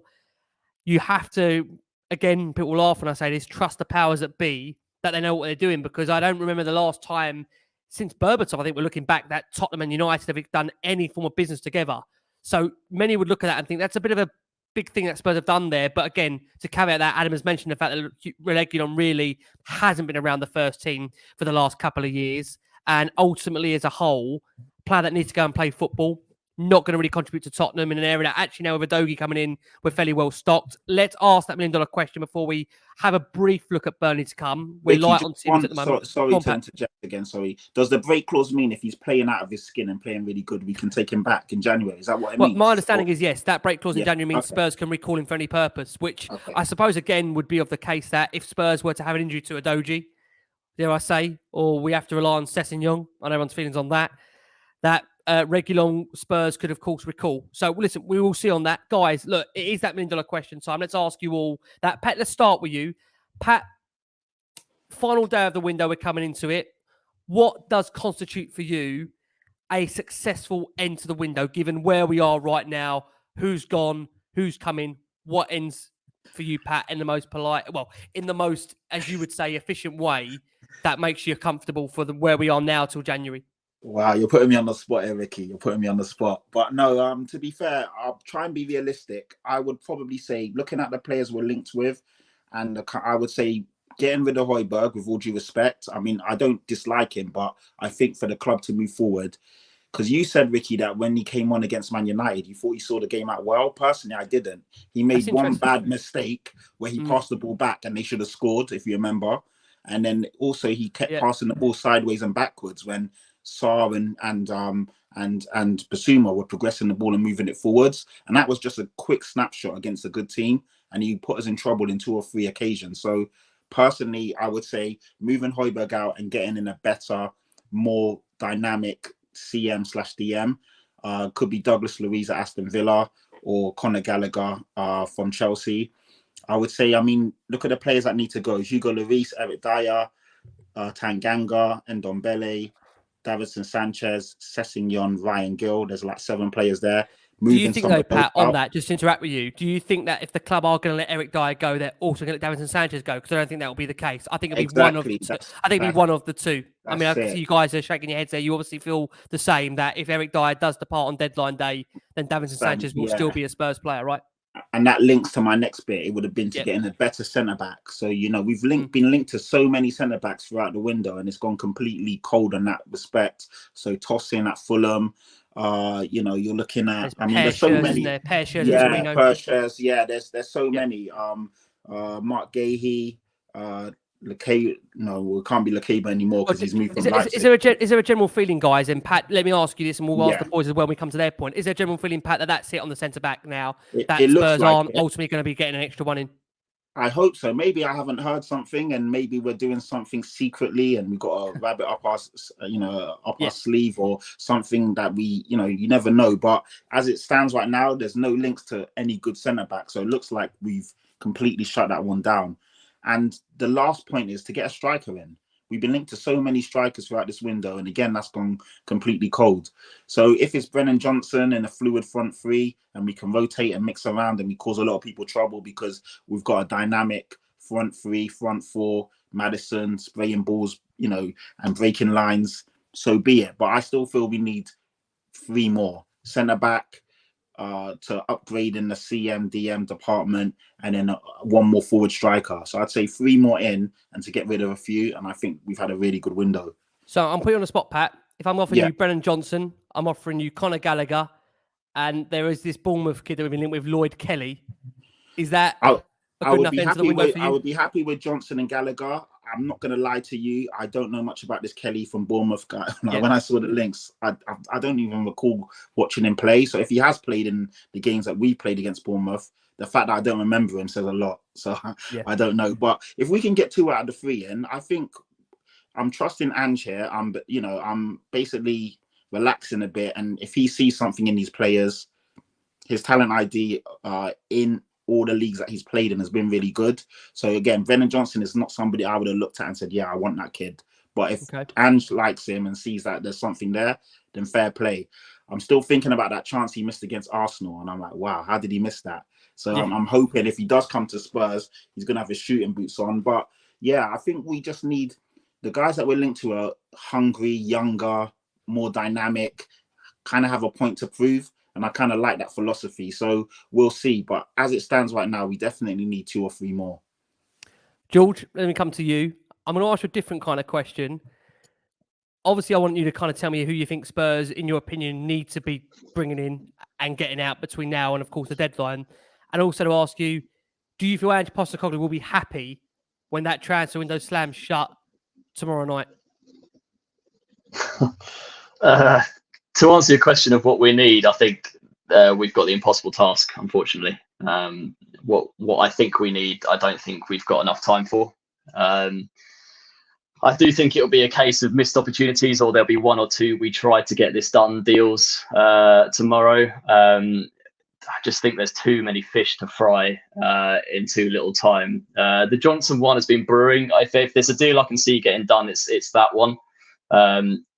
Only because I think Spurs have pushed themselves into a corner a little bit in regards to that deal. And if that doesn't get done now, and we're left with almost no incomings, then they've got a real issue on their hands. I just want to flip the coin though on our first 11.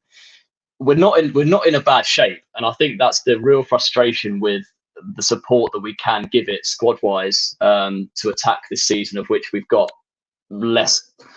about 20 less games than we've had in the last few years, less Europe and now less the Carabao Cup. That outside of this first 11, which I think is top 4 or 5 quality in the league in this system, we really struggle. And as Pat said, it's 2 or 3, which if we're sitting here 3 weeks ago in this position with the current rumours that we've got, we'd probably say, you know what, if we get those 3 done and the 5 out the door, we're absolutely laughing here. Unfortunately, we're 24 hours, 25 hours now from the deadline, and we're in that position where we're hoping against hope that Spurs do the unthinkable and drop over 100 million quid on 3 incomings, whilst Pat's praying. Whilst pray for me as well, mate, when you're doing that. We all do that. Whilst getting the deadwood out the door. So in answer to your question, in short, I do agree with Pat in the fact that I would take Gallagher and I would take Johnson, but not as first choices. I would have liked to have seen other targets in that area, but that's by and by now. One of Sanchez and Dyer will go. I don't mind keeping Sanchez. I don't think he had the best game against Fulham, but ironically, I thought he had played well at other stages of pre-season and in the games and the minutes that he's played this season. So if there's going to be one of the 2 of those that I'd keep, and I think the Pershers rumour coming from is it Torino? I think he's at.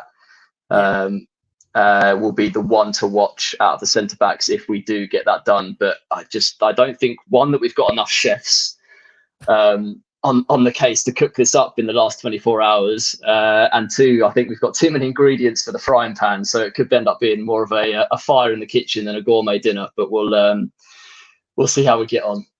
Sounds about right. Honestly, sounds about right. George, thank you so much on that point. So George did really well there to do the politician's answer and not answer the question of when I said, will Ange be happy? I'm guessing, George, on that basis, do you think he will be? What's happy though? I mean, he's probably happy the window's bloody closed, because the rumour mill has been an overdrive. Yeah. But Rick, I don't think there's I accept the question because I don't think there's a right answer really. No one really knows. No one really knows. I think there's always going to be a public perception, and Spurs will put a message out in some way, shape or form, whether that's through Ange or other, as to the decisions they've made this window. Yeah. The thing about Postecoglou, and he said it through the start, is he's always been very much a squad man. If there's ever a player that he particularly didn't want, but turns out to be in his squad come September, he will be part of their plans, because you never know when you're going to need these players in the dire end of the winter seasons, the winter months, or in the business end of the season. You could need these players, and if they become disgruntled or they're out the picture, or you're trying to boot them out the door, then you've got an issue on their hands. So he's always played the politics card himself, I think. But deep down, I would struggle to believe that he'd be entirely content once the window closes. George, thank you for being so honest. Really, really appreciate that. As it comes down to you, and then we're going to squeeze in Burnley for 5 minutes on a preview of there. Ads, look, you've been here for many different shows, many different windows where I've asked you similar questions along the same lines. That here we are, 24 hours before this current window is going to come to an end. Tell me what you genuinely feel maybe as a fan Spurs need to do to get you on side and ready for between now and January, so you feel that we are squad ready and that you're going to be going into every game assured that we've got a good enough squad to compete for those games. What makes you feel, Ed, for you, Spurs are going to be ready between now and into the window? What needs to happen? Two players minimum. I mean, I agree. I don't think loads is going to happen. I think there's going to be clapping around and a few loans out. I think we need to get. I think Johnson will happen. I think it seems a bit weird that wouldn't happen and fall away now. And I would just like to see another centre back. And I think if we get another centre back and a Johnson in, I think squad wise, we're actually okay, because people talk a little bit about the Fulham game and go, well, our squad isn't good enough, but you're not going to make 9 changes in a game. I mentioned it before, if you bring in a Skip, just a one, or you bring in a Solomon with Son and somebody else, the impact is much less if the team is more fluid. So I think we can afford, I think our central midfield area and fullback areas is strong. And I think up front, we do have quality. Son is quality. Kulusevski's quality. Richarlison's a bit hit and miss. Johnson could be quality. Solomon. So there are quite a lot of options there. But just in a couple of positions like that, direct 9 and centre back, that's where we're loose. What might be interesting, we've been linked with Toyson at Fulham all summer. And I don't know whether something could happen if Højbjerg's going to go. I'm of the opinion that if we sell Højbjerg, I don't think we have to replace him. I do think we've got enough in central midfield to actually without him. Personally, it would be nice to go like for like and replace him, but I couldn't see that. But it'd be interesting to see whether, Højbjerg went to Fulham, maybe a defender as well, and Toyson came in and Johnson. And I think actually if that happened, I think the squad wouldn't be too bad, actually. To be honest, so I think you need to do 2, because they're the 2 main areas. And just on the Ange bit, I actually think he's happy. I think the reality is generally. I don't think he's delighted, but I don't think any manager is ever delighted at any club. Not under this ball, they're not. God. No, I think. Look, sorry, I had to say that. Apologies. Ange just said that he's happy to be at Spurs. It's a big club. He's moving and he's stepping up. And he said his job is to come in and make a transition. The reality is, if you look across London at Arsenal, that transition took a long time. Arteta wouldn't have been delighted in one transfer window. He was happy after maybe 4. and everything wouldn't have happened in that one period, I think he might be content with the squad that we've got now for this season with no European football if we get a couple of players in to play one game a week. And he might think we're a little bit short there, but we might address something in January and then we could go again in the summer. I think people sometimes lose sight of that. You're never going to go from, right, we need to clear 85 players out of our 150-man squad to having a 25-man squad of perfect internationals where every position's incredible, because that doesn't happen. It's not realistic. I think he'll probably think there are a couple of really key areas I wanted to fill. Maddison centre-back, maybe a couple of others. I've done 80% of it from being exactly what I wanted. I'm okay for now. That would be my view, I think. So add, in terms of definitive names, Brennan Johnson being one. Yeah. Potential. Who would the other one be? You think centre back? I don't know. I don't think we'll get. I don't think we'll get a midfielder. That's my gut. I don't think. Okay. As George said, I can't ever imagine us dropping 70, 80 million on deadline day. I just don't see it. I'd love to be surprised. I could see a 50 million on Johnson and a centre back loan, and maybe if 𝐁𝐁𝐵𝐬 goes, another loan player in. And just final question, if I can, round the table, Yaka, yes or no? Based on what Spurs do on tomorrow in terms of the deadline day, does that change your expectations for the season, Ads? Yes or no for you for tomorrow, depending on what they do? There's only one word answer I'm allowed to give, because I've still got the nervous Spursiness in me that we're playing well and we're gonna, we've started well under loads of managers and then it falls apart. My nervousness with this team and this squad is what happens when we play a good team. I'm very nervous. I watched the Bournemouth game. I watched Bissouma, Sarr and Destiny, who are really, really good, run the ball out, be really progressive, but on about 5 or 6 occasions get tackled on the halfway line and lose the ball because they're asked to be expansive. Against City and Arsenal, Liverpool, Chelsea, that would frighten the life out of me as to what could happen in that transition. So for you, just to sum on that point, you don't think United is a true test at the moment, based on the fact we beat United? I don't think they're great. And I think Pat made the point earlier on. I think we have an outside chance with no Europe of top 4 if we can keep most of our key players fit and add a couple of positions. Okay. Because I don't think other teams are in great shapes. Yep. We're going to squeeze in Bournemouth very quickly. If I go to George and Pat. So, George, let me come to you on this point. Based on what Spurs do, they don't do, of course, on the final day. Again, does that change your opinion of expectations for the season? Now, George, of course, FA Cup is now the only realistic trophy left. Tottenham can compete, and, of course, the Premier League. No, I don't think so. I think the main reason for that is it just comes down to what 𝐼𝐸 can do with the squad. I don't think an extra position or two necessarily changes that. In my opinion, I would have seen a top 6 finish as a good progression, considering the style of football change. Others would disagree with that, and I speak to plenty of Arsenal and Chelsea fans that give me stick saying you should absolutely finish top 4 because you got no Europe, etc., etc. We all know it's not quite that straightforward. There are very, very strong teams in this league, even the likes of the Brightons and the Brentfords and the Villas this year, and you're all vying for a reduced number of spots. So, no, in my opinion was my prediction and forecast will still stay the same. I think I'll say a top 6 finish would be good no matter what we do tomorrow. Okay, George, thank you so much. Pat, maybe yes or no from you in terms of what Spurs do in this final day. How much does that change where your mindset is in terms of the season overall? You know what? My answer is going to be completely different to Adam and George's, because I feel if we do have a strong end to the window, it could definitely propel us. Because like I said, when I look at Man United, we played them off the park, beat them. Liverpool haven't looked convincing yet. Newcastle, again, I'm not that convinced with them, and they've got Champions League football. You just saw they've got a crazy group that they've got to play in. So they're going to be playing hard games twice a week. Chelsea, I'm not sure of them right now. Aston Villa have got Europe for the first time in a long time. Brighton have got Europe for the first time ever.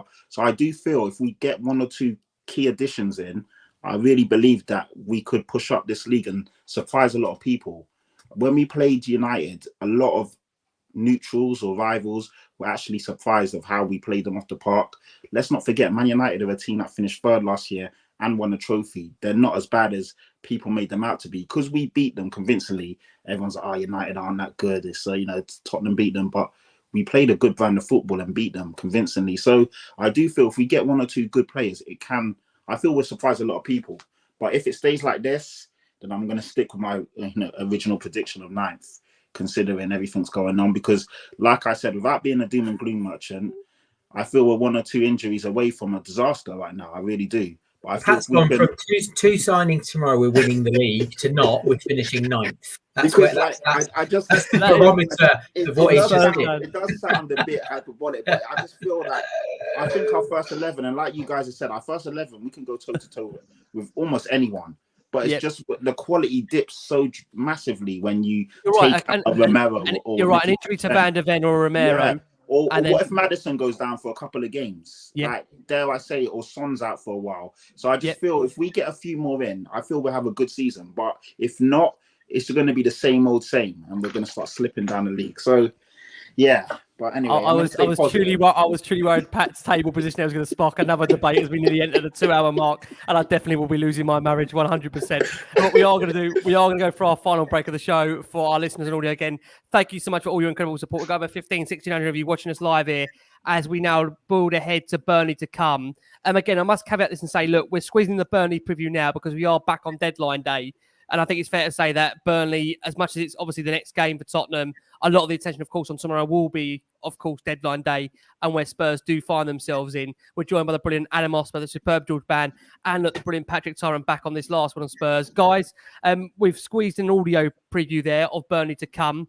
Look, I think it's fair to say that for Burnley, life hasn't begun as they've liked in the Premier League. Back-to-back defeats, of course, under Vincent Kompany. And look, no, how can I put this in, again, the most funniest Spurs way?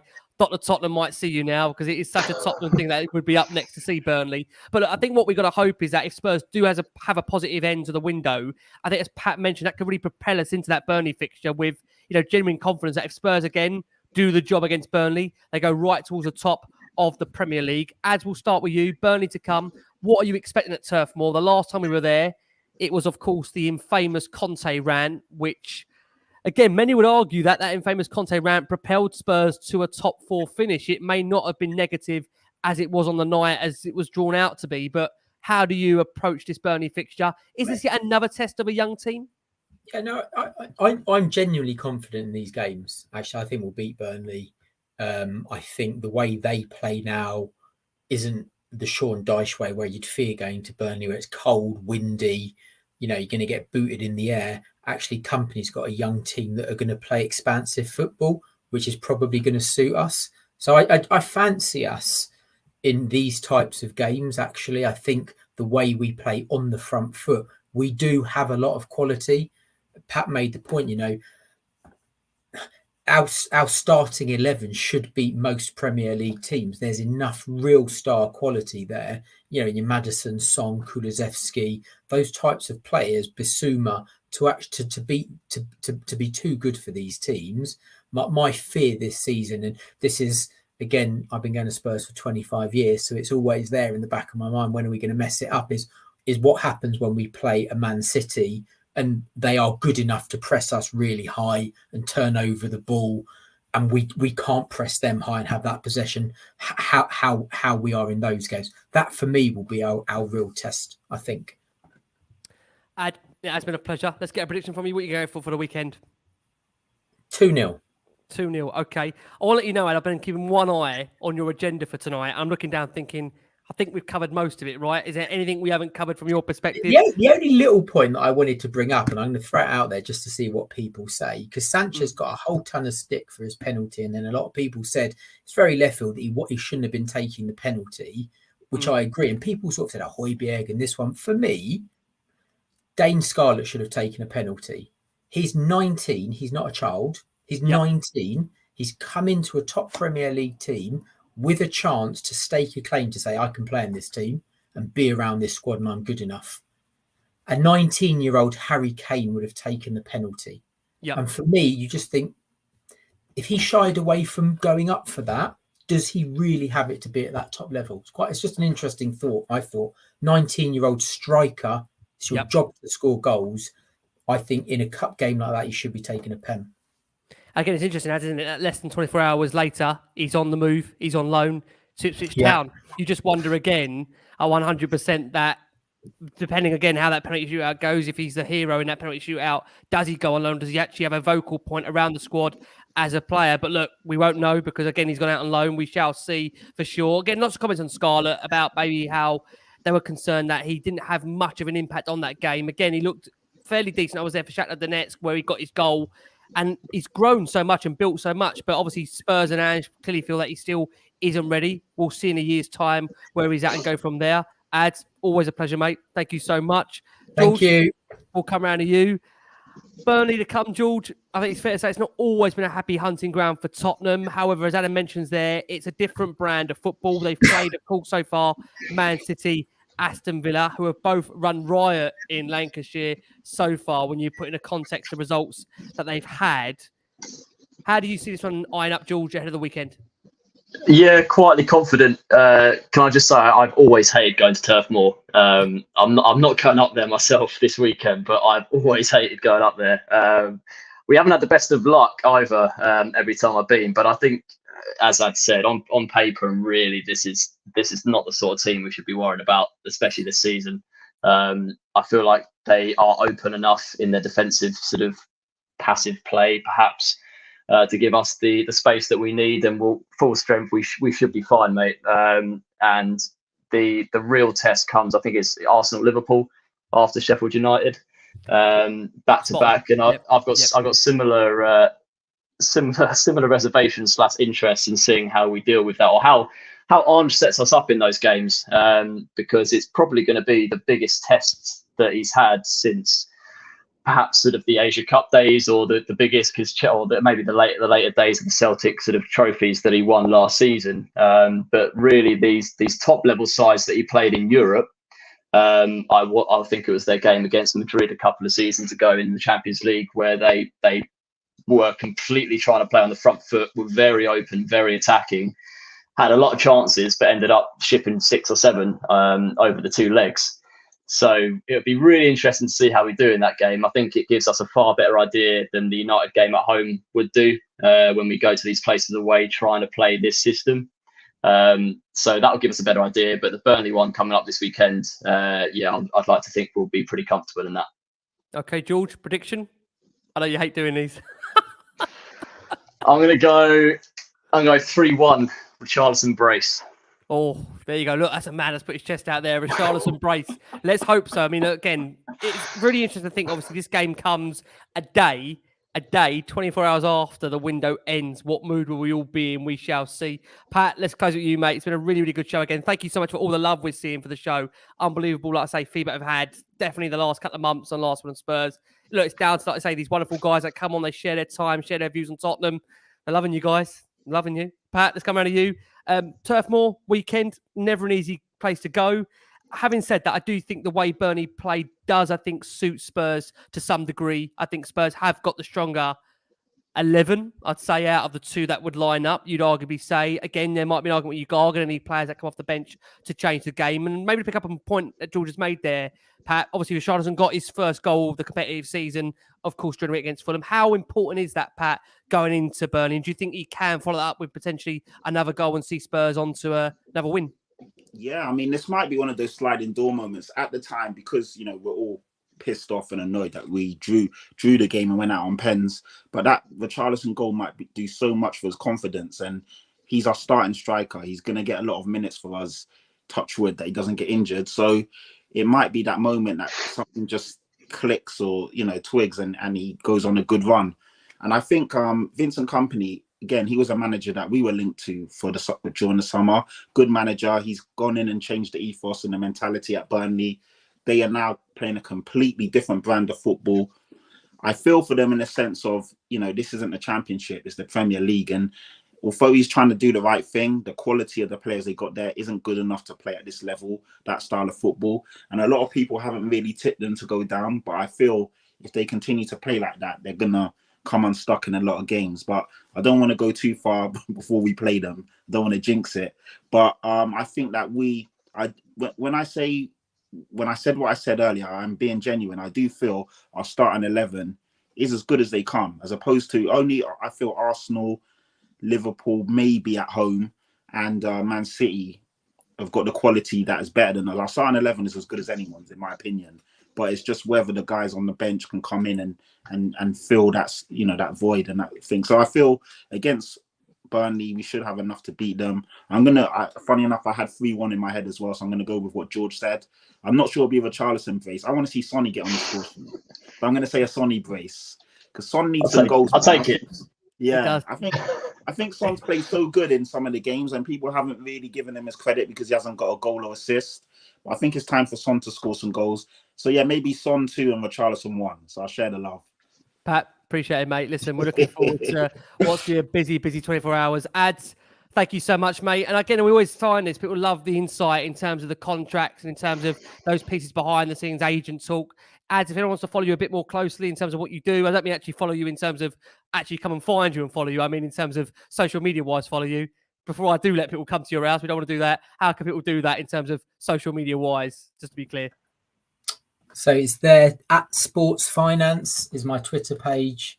You don't want to follow me on Instagram because that's just mainly my children, my dog, and maybe views on my run. So nothing really that interesting at all. So that personal best might be interesting how to keep an eye on. PB is quite good, mate. We can talk about that. Yeah, we could do that. 44-minute 10K is my PB. There you go. Heard it here first. Ads, always a pleasure, mate. Thank you for having me. It's always great to be on and in esteemed company as well, guys. Cheers. Yeah, it's been a wonderful panel. George, thank you so much for taking time out of coming to answer my questions. Normally you're answering 15,000 a day on X, so I appreciate you, mate, finding the time. George, for anyone that doesn't know where you are, I can't believe they don't know where you are on the X. How can they find you, George, social media wise? Yeah, at George Bann, feel free to bombard me. I do try and get back to as many people as I can. Admittedly, I don't know all the answers, but always a pleasure to engage and talk to the guys, especially tomorrow. It'll be hopefully a busy one. So yeah, feel free to find me on X there. And yeah, it's been a pleasure, Rick. Really enjoyed tonight. Hopefully it's not quite as long a stay off the mic as it was this time till my next trip. But yeah, been a pleasure, guys. Thanks again. No, George, I promise you, mate, we're going to make obviously things work. Love to have you back on, of course, earlier than possible during the season. Pat, you are back with me, mate, for tomorrow. It's going to be a busy deadline. I think it's fair to say between now, Pat, and the deadline, lots to take out. Potentially a couple to bring in. Pat, excited for what comes in the next 24 hours or anxious? Yeah, I am. And, you know, I saw a few people in the comments earlier say that we were being quite negative because obviously we were just talking on our feelings of how we felt. And I'm quietly optimistic that we will have a decent close to the window.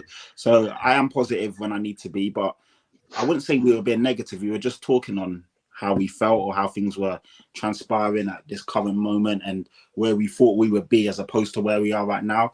But there's still time to change that. So fingers crossed that we're busy and, you know, we have a lot to talk about tomorrow. And yeah, it's been a great show, man. It's been really good. I've loved all the comments coming in. Everyone's been loving the insight from Adam and George. Obviously, Ricky, the fact that you're on holiday and you're still stepping in to do this is amazing. Someone's got to host this car crash. But yeah, no, it's been great, man. And even I've been looking at my phone and people are sending us screenshots. I keep saying, you're not caught us in the best light. Some of them they posted of us. They're all awful. They're all close, all of miles them. wide. It's crazy, but it just goes to show the love we get. It's mental. So yeah. I love being on there, man. It's always good. I'll put it out there for you, Pat. Can we have some more Photoshop's nicer ones, please? Thank you. Do us all a favour. Take 20 years off our life, I tell you, please, God. I'll say again, massive thank you. Wonderful Adam Osper, the brilliant George Bann, the superb Patrick Tyrant. Guys, we've been the last one on Spurs. We're back with you for deadline day. Guys, keep safe, keep well, keep your eyes glued as always. Come on, you mighty Spurs.